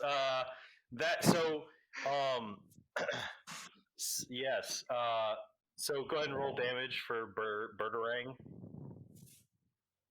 It should be the same as a boomerang. 9 damage. 9 damage. Wow. So you just sink. You just sink a Birdarang into Beast Boy's arm. Beast Boy, you're like, ow! Yeah, so you are like, pain surges through your tentacle arm, but that is the end of Robin's turn, unless you want to use a bonus action. I don't have any bonus actions yet. I'm level 1. Yeah, okay. Alrighty. Beast Boy, it's your turn.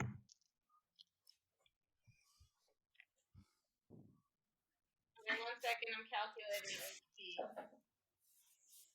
Also, whoever is breathing very loudly into their mic, please end. Cease and desist. And desist. Because I changed into a different creature, and I'm still trying to figure out how to HP shift. Yes. So you should just say, just for our listeners' sake, because we have to remember we have those, hopefully. Yeah, so the way Beast Boy's wild shape works is while in a single form, he can freely shift to another form on the same spell slot. But it works off percentages. So, for instance, in terms of health, you use percentages to maintain a health pool. So, if you were, say, a walrus at 40 hit points, and you were half health at 20 hit points, and then you free formed into a T Rex, which has 136 hit points, they would remain at half health relative to the new form. In this case, 68 hit points. So that is what So a what lot of Krista is complicated doing. percentage math. Yeah, a lot of complicated percentages to figure out, but praise be to the god of editing. It won't feel as clunky Thank in you, production. Joey. Thank you, Yes. God of Editing. Thank you, God of Editing. God All of right, editing. and also I sent you a big list that I found of a bunch of creatures that are considered beasts, and I think they're all legit. Okay. So technically, if this is like a D&D world, like are all those creatures like essentially part of this universe? Yes, anything that is a beast. So yes, you could probably shift. I mean, is an owlbear a beast? It might be a monstrosity, but I'm not sure. But anything Yeah, that's as a long as beast, it's a beast and yeah, as not long as it's a beast. monstrosity, I can't change into those. Yeah. Okay. So Robin just stabbed you, and it hurt. Robin just stabbed you. Okay. Well, I'm going to. On the list, I found a sand wyvern apparently. Oh, And I'm what gonna is try. that? I don't know, but it looks pretty cool. Sand What is wyvern? The hell is that? What the it? fuck? That's a beast? What is this? I have not never beast. read this. Do you know? I can find something else. No, let me just read it. I mean, yeah, it looks legit. It says it's from the SRD.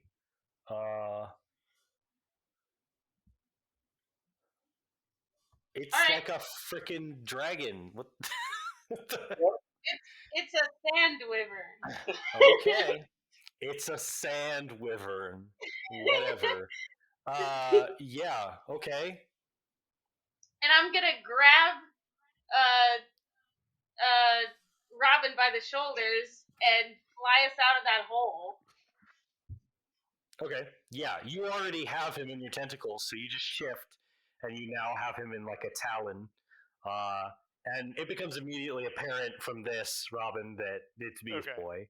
And you try to fly. Now, how big is this sand wyvern? It is large. Can I fit through the hole? Yeah. Wait. I just don't know if you're going to get enough space for your wingspan in this tunnel. Oh, good point. Good point. So I really don't feel that you would. You could. What smaller creature could lift him? I mean, he is a skinny twink of a lad. Like an eagle? Could you turn to like an eagle or something? Yeah, I'll turn into an eagle. It's An eagle? a big bird. There are while the rapids are raging, there is like kind of a side portion of the tunnel. You guys have moved down the tunnel at this point into like another portion. And there is like kind of like a side area, so you wouldn't need much strength or lift to get him over to a little side area that's off of the raging rapids. Okay, and did Mammoth get swept away, or is he still there? He is still being swept away. He hasn't been able to gain purchase on anything, and he's being swept away farther down to the tunnel. You can go, "Oh, you bitches!" Okay, I'll just pull Robin. Okay, wait. Yeah, I'll say you can do that. Yeah, I guess as an octopus, I'll just pull him to the side. Yeah, you can definitely do this. This is sort of your element as an octopus, and you kind of just suction up onto the wall area and the side path, and you guys just huddle up against the. If I was a human, I would say that.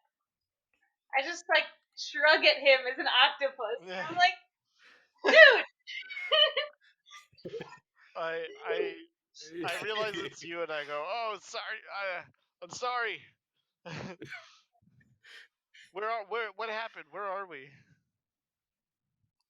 All right, so I will say we are out of combat at this time. Oh, we're out of combat. Okay, I'm Yes. gonna change back. And is he at like 1 HP? Yeah. Yes, he is. Hey, so I'll cast Cure Wounds on him. if we're out of combat, how far away is Jinx? Jinx is running with expeditious retreat and her regular dash, so she'd be moving. I think it's 90 feet. I can catch around. Her. You can catch her. It will be a question of. It will be a question of perception as she is running through back alleys, and she may try to interfere with your pursuit. So go ahead. I think I would want to tie off that loose end. Okay. Also, Raven is unconscious, and Cyborg is flying away to God knows where. but listen, there was a decision in front of me, and I've decided to eliminate the threat. Okay. All right. That's the character choice. Oh, actually, can I use Cure Wounds on Raven instead, or should I? She's unconscious. Well, yeah. Sorry. You guys are still in the sewer, miles away. You're right. Okay. Do I come too, or? We need to roll more checks. So if Starfire is not attending to you, then it will be a question of if first responders get there in time. Dang. Sorry, Raven. Listen. We took out 2 of the hive. If we can knock out the other one, that's just it. Well, yeah. We have Aqua Lab now. Yeah, I'm gonna roll perception. That's a wisdom thing, right? Okay. Yeah. Yes. She will try to stealth, I guess. Yeah. She doesn't have the skill, but she has good dex. 13? 13. Let me roll hers. Robin, you heal 9. Yes. You fly over the building tops, and you get a beat of her running along a back alley, and then she looks up, and then she turns and tries to run down another one. But you can continue to pursue her this turn. So you have higher initiative than her, so you'll get to go, and then she'll get to go to try to impede you. Okay, so wait, am I still chasing her, or can I perform an attack? You are, well, yeah, it depends on how much movement you're using. You have 120 movement. She's moving at 90 feet around if she doesn't use an action. So you probably have enough movement to still use actions and pursue her. Yeah, I mean, I would like to pelt her with Starbolt. That's an option. Absolutely. Go ahead and, so she has to make a dex save for your Starbolt. She makes a strength. Dex save against my strength. Yeah. Yes. So that's going to be. She has to beat something stupid. It has to beat like a 20 to save her from that. Yes. Now, thankfully, she rolled a 16. She has a +5 for dexterity. So she rolled a 21. So you fire starbolts after her, and she literally starts cartwheeling and laughing. But the laughs come out as bubbles, and they trail behind her. She still takes one of them, though. What was that? She still takes half damage, though. Oh, yeah. So she still takes half damage, but she is avoiding the brunt of it. So go ahead and roll damage. So that's 5 radiant. 5 radiant? Is it? That's before having it, right? No, that's after him. I just okay. rolled one. Okay. Yeah, that's well, but if you roll 2, you could get a higher average. Okay, for I can what roll. Yeah, I happens. can reroll that then. Yeah. Okay, yeah, that's 4. So halved. She takes 2 damage. 2 damage. Okay. Yes. So she takes 2 damage. I don't think she had taken damage up to this point. Everything just went to shit really fast. So she. Yeah, she has more health than Gizmo. Okay. So, she kind of gets like hit by some debris that fly up towards her, and she's like, ah! And so she's running. She's gonna try to do stuff to get away from you. Oh, actually, first, if you could do me a favor, I forgot about an ability she has. Could you make a wisdom save for me before you attack? Okay. I don't remember if I have I don't think so. I think we changed. Yeah. Okay. 2. 2. From a 1. So, yes. In fact, your Starbolt. It's very strange. You fire your Starbolt, and you're sure that you'll at least get her in a bit of the radial effect, even if she dodges it a bit. But it. Well, this is weird because it's a save. It would still be the same. Essentially, I'm just gonna be transparent here. She's constantly under the effect of the Sanctuary spell because she has luck manipulation. So, Right. So if that says until the spell ends, any creature who targets the warded creature with an attack or harmful spell must make a Wisdom saving throw. On a failed save, the creature must choose a new target or lose the attack or spell. This spell doesn't protect the warded creature from area effects. So actually, reverse what I said again. Yeah, this is an area effect. I'm wrong. So she still takes her 2 damage. God damn it. Aha. So the rules win again. So it is her turn. She is running. She is going to try to. She's going to shoot a purple bad luck wave up at you. And suddenly you didn't realize there are a bunch of clotheslines with clothes and things that are hanging down. That's not really an issue. You could fly through them and pull them along, but they will get in your face and they may cause you to tumble into a wall or out of the air. So go ahead and give me a dexterity saving throw to avoid that happening. All right. And she will roll her D100 because her bad luck wave does count for that. I think I forgot to do it once, but that's fine. Wow. 18. 18. So you successfully weave away from from these things. Ooh, that's good for her. I'll make a note of that. You weave out of the way of these elements, but you see that after she casts the wave of energy, her whole visage starts to glow, and her eyes start to glow with like an intense purple light. You're not sure what that's about. Okay. So it's your turn. All right. Now that I know I'm not gonna slam her with one blow, wonder if that would change my trajectory a little bit. Nah, I'm gonna at least try to punch her. I'm gonna that worked with the baby. I'm gonna try to punch it. All right. All right. So you're gonna fly up and try to punch her. Yep.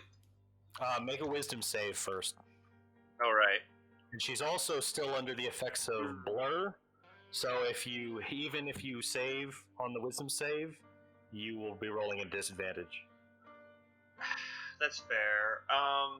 Can I reconsider that, knowing all that? Perhaps, but I mean, sort of the thing is, like, you guys haven't fought Jinx before, and Yeah. you don't Okay. know Okay. how weird and tricky she is. Yeah, that's meta knowledge. That's fair. I'll continue with my attack. Let's see. You still have decent odds if you get the wisdom save. Yeah.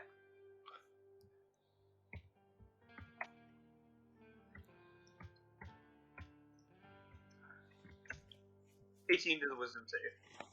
18. Oh wait, no, sorry. So you, 10 to the wisdom save. okay, awesome. What's your? I should probably help Cyborg. You can find Cyborg. Cyborg's gone. He's made a new life for himself.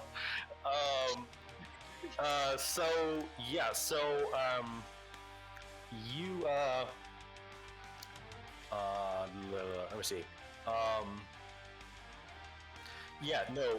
You succeed on the wisdom save, so you go ahead and make an attack roll against her blurred form at disadvantage. Yeah, at disadvantage? Okay, yeah. I say, your strange eyes do not scare me. Okay, so lowest roll is a 22. Okay, yes, that will hit her.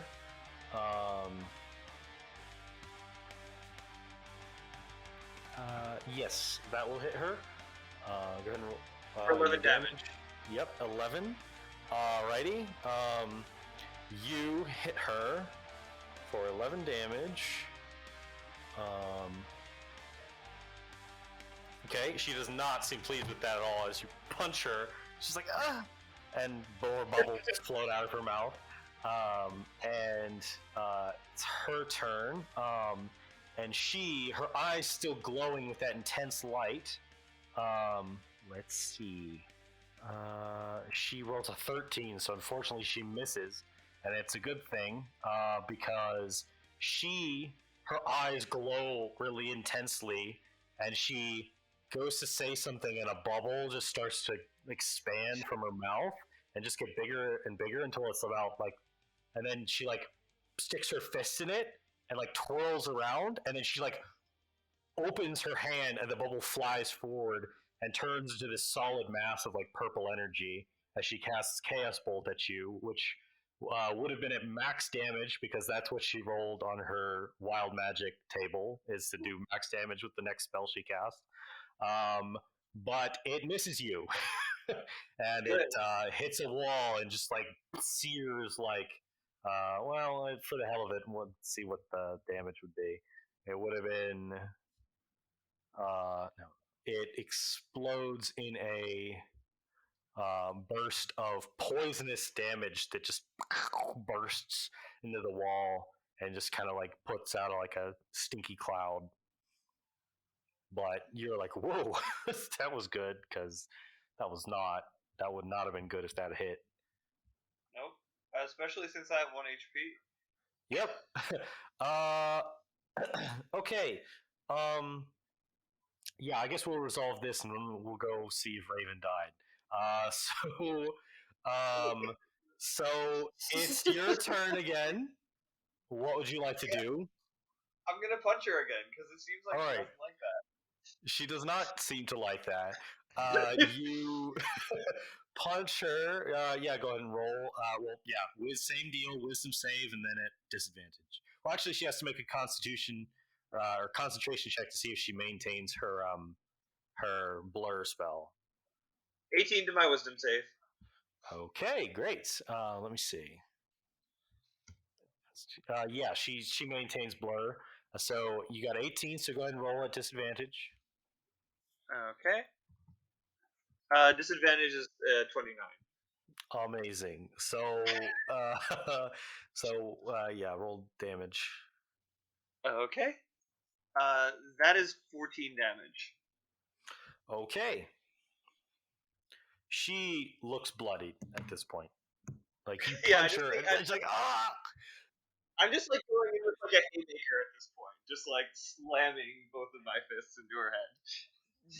Yeah, she's like, ah. Yeah, she does not look happy.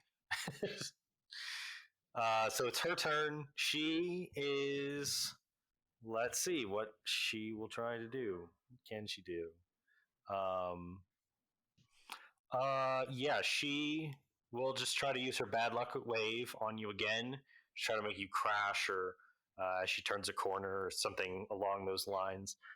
So go ahead and give me a dexterity save as to avoid her weird uh, kind of luck based shenanigans. 22. 22, yes. You avoid what is coming for you, which is like someone just like threw trash out their window, and it probably would have gotten you in your face and caused you to veer off course. But you swerve out of the way of that, and she gets to roll on her D100. Uh, okay, what's that?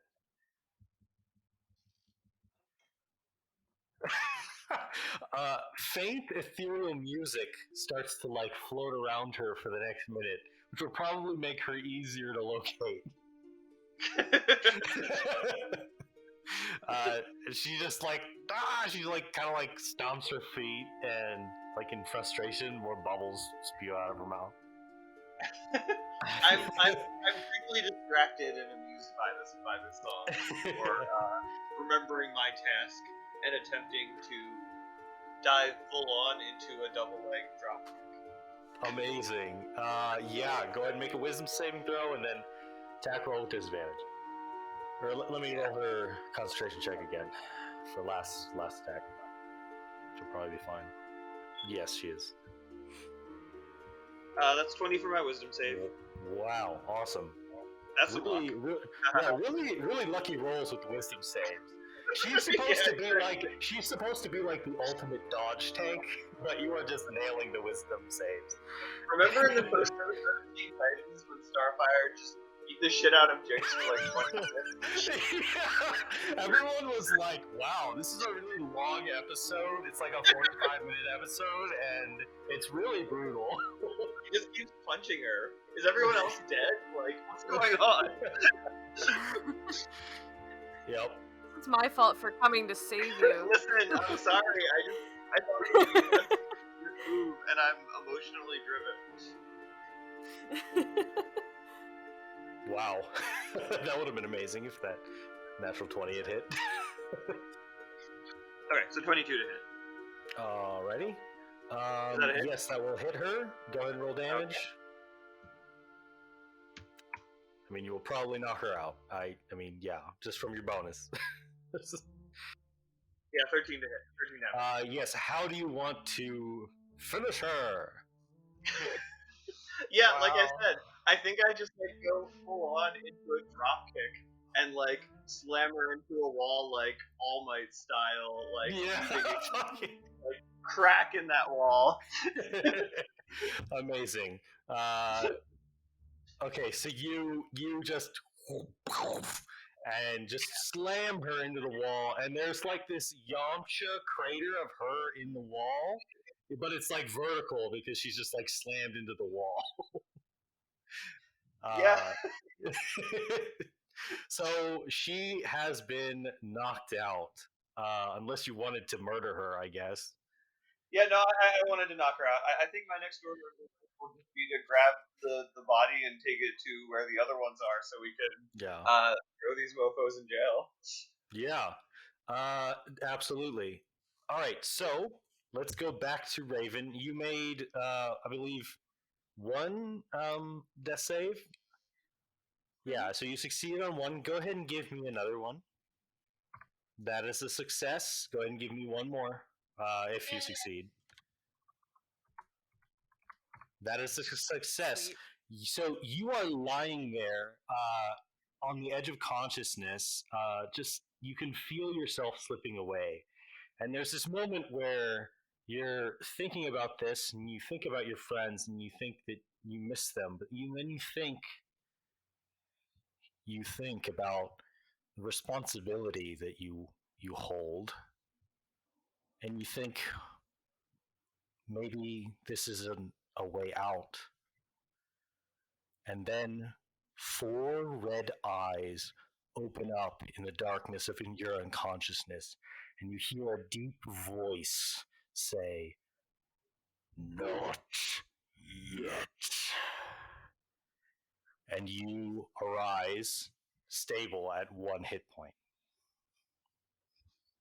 Dang. All right. And you sit up and look around, and everything is just fucking chaos. Do I see Cyborg? Where is Cyborg No, at this you point? do not see Cyborg, even with your high perception. He is away. Well, okay. Do I see anybody? You, with your passive perception, you hear rushing water, and you might hear Robin and Beast Boy trying to make their way out of the tunnel. They may need some help, but you do kind of hear them yelling down there. I'm gonna go help them.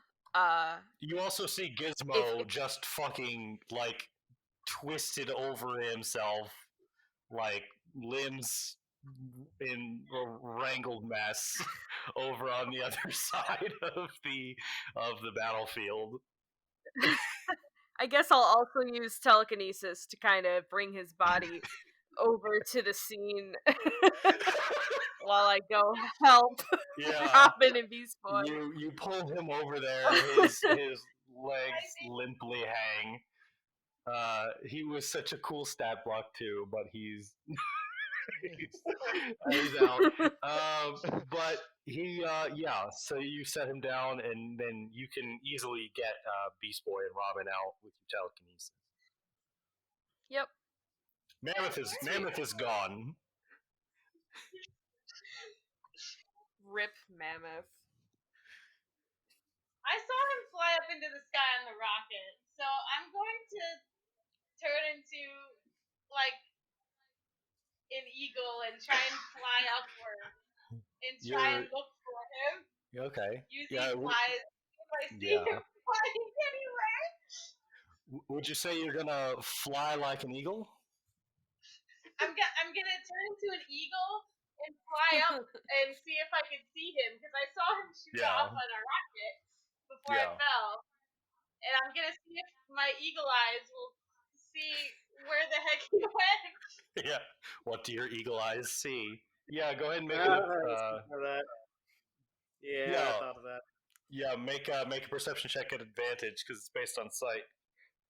Okay.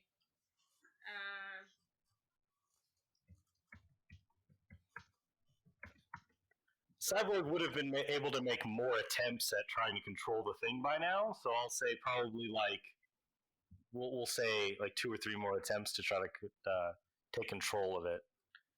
Okay. Yay! Should I roll for that? Yeah, go ahead. All right. With disadvantage. 16. That's a 24. Amazing. So you in fact do see Cyborg.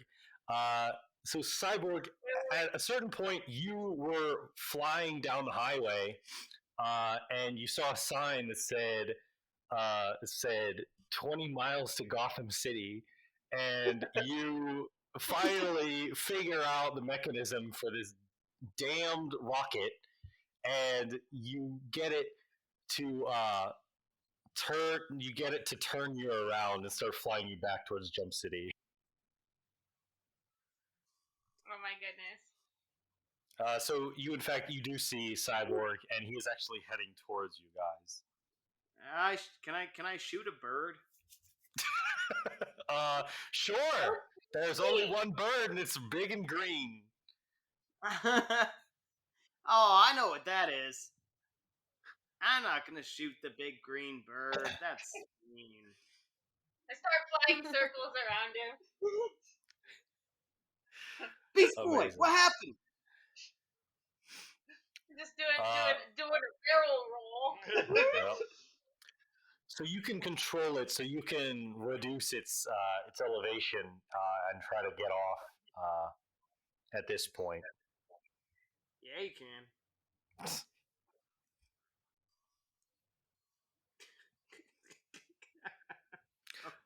But why? Wait. Can I control it to get myself down to the ground? It doesn't have as precise control, like it doesn't have brakes. It doesn't reduce speed, but you can reduce the elevation and then try to you can crash or you can try to get off of it. I have featherfall. Oh, sweet.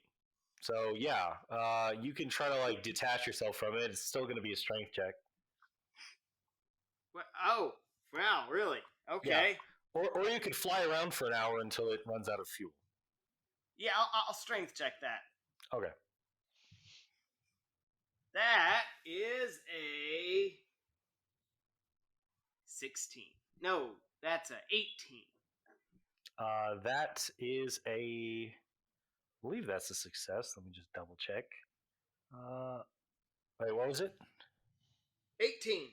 18, that is exactly what you needed. So you pull it off of you, and then down to the ground. And then you cast Featherfall, so probably some little rocket boosters from under your shoes, go off for a second, and they kind of reduce your impact with the ground, and you land superhero style. Oh yeah. Sweet. Okay, so with that, by this point, everyone has regathered in the center of the town square.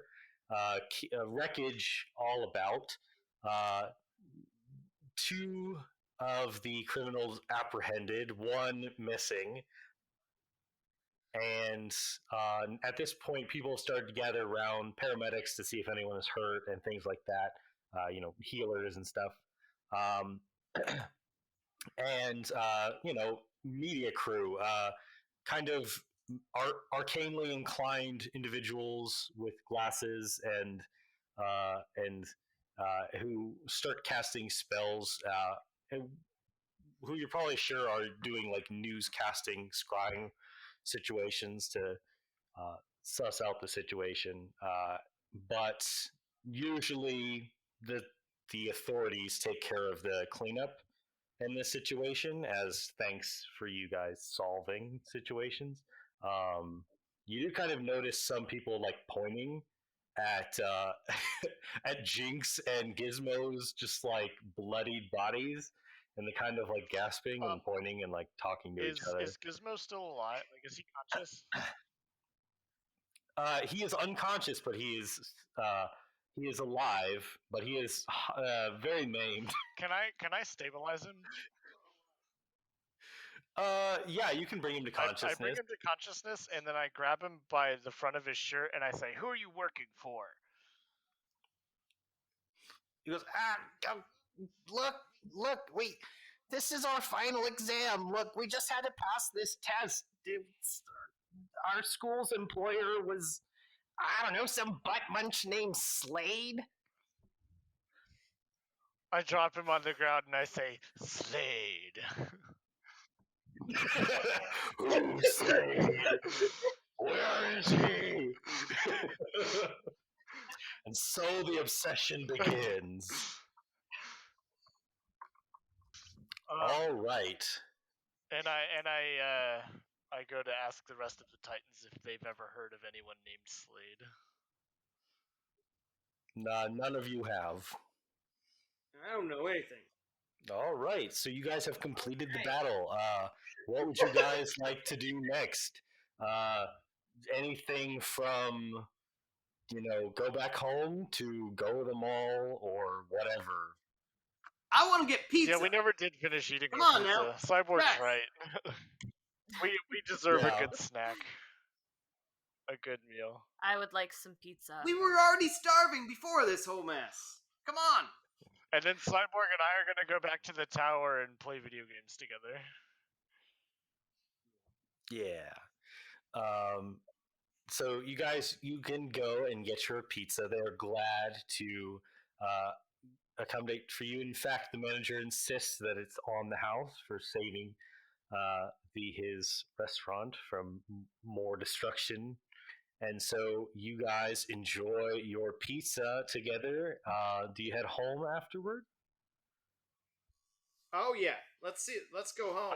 I I gotta find that remote. on the way back, I'll challenge Cyborg to like a high score challenge or something in whatever video games we play. In fact, You're yes, on. absolutely. So you guys head back, and you still have a dirty house and gross food. You can clean that out. You could. It would probably help you find the remote if you guys started cleaning, but that is up to you and your teenager sensibilities. Yeah. Beast Boy can do that. No, I like Beast it. Boy, you lost the remote. You go find it. You clean this place up now. No, you should probably try and lift up the couches. Look under there. You probably keep it under there. Wait, you didn't look under the couch? No, I can't. Like, you can just lift it. You can turn into a gorilla. I feel guilty about leaving Raven to die and Cyborg to the rocket. So I say, friends, we should all clean the room together.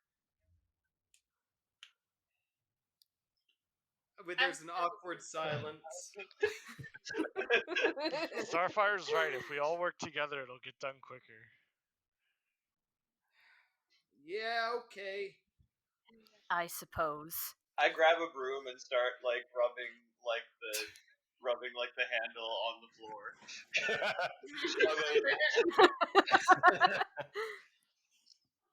Amazing. I start organizing things on the shelves. Yeah, they're not organized. Even after Beast Boy organizes them, they're just on the shelf now. If I remember right, he was upset when his music was alphabetized. Yeah. So I probably make it worse. Yeah, you organize it by how cool the covers look. Yes. And so you guys clean together, and it takes a while, but eventually you do clean, and you guys do find the remote. It was on the table where it usually was, just covered by things, not noticeable after all the mess. Really what needed to be done was to clean, and then you guys would find it. And so you guys can settle down for video games and fun. Hold on. I take that remote and I use my magical tinkering and make that thing smell like grapes. Amazing! It smells like grapes now, so any dog or whoever could probably locate it in the future. You'll never lose that damn remote again. Amazing. I feel like we've accomplished something great. Awesome. So, unless there's anything else you guys would like to do, I believe the episode would conclude on that note of you guys, just facing the camera, hit the remote, and TV blacks out. End of episode. Nice. Yay! Episode 1! Nice. Oh, we did it. Awesome. You did it. Amazing. That was great, guys. Go team. That was awesome. I literally, when I made the stat blocks for those guys, I thought, these guys could easily take out the whole team. Well, they did in the show. Or be taken out by or be taken out by the whole team, and that is pretty accurate to the show. You guys, Mammoth got swept away, and he was really the powerhouse that is the hardest to bring down. He had a lot of hit points and resistances to certain damage types. So their plan went pretty decently, but then there was just a miscalculation from Jinx, and it fucked her over just as much as it did anyone else.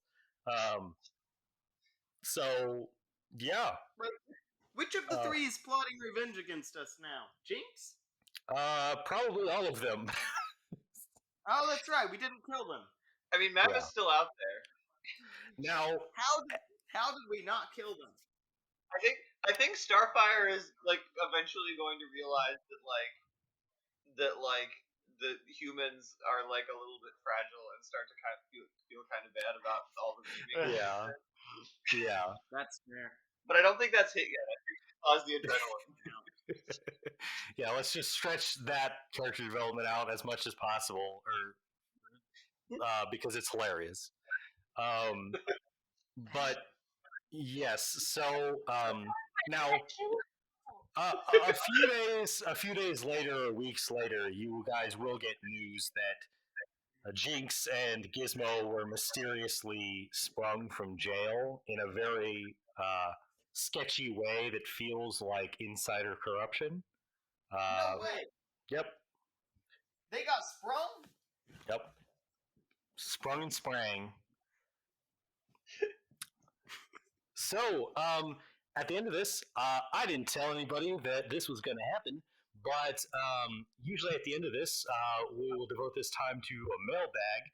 So please, if you like our podcast, please write us and support us, and hopefully at the end of an episode, we will get to read that fan mail.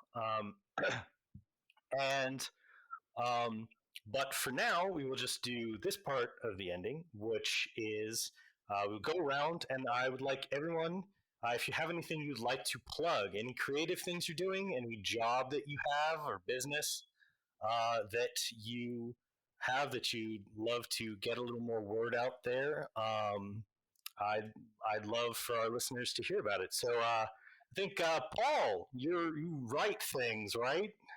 I do. Yes, I have a fantasy series on Amazon, The Kingdom's Disdain. The first book, Web of Bones, can be purchased for 99 cents there. Really high value there, and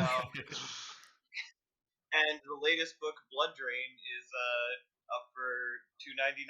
So if you're looking for a random short fantasy story, pick it up. Awesome. Yeah, I highly recommend those. They are short, so they're quick reads, but he's writing a lot of them pretty quickly, and I like them a lot. I would say Paul is the only writer that I would say he has the power to write a Studio Trigger anime in prose format. So he has my greatest and utmost respect for that. Thanks. I'm like, I feel like I'm getting an anime fight right here, and it's like really cool. Yeah. So please check out those books. They're very cool. Do you have any writers' social media that people can follow?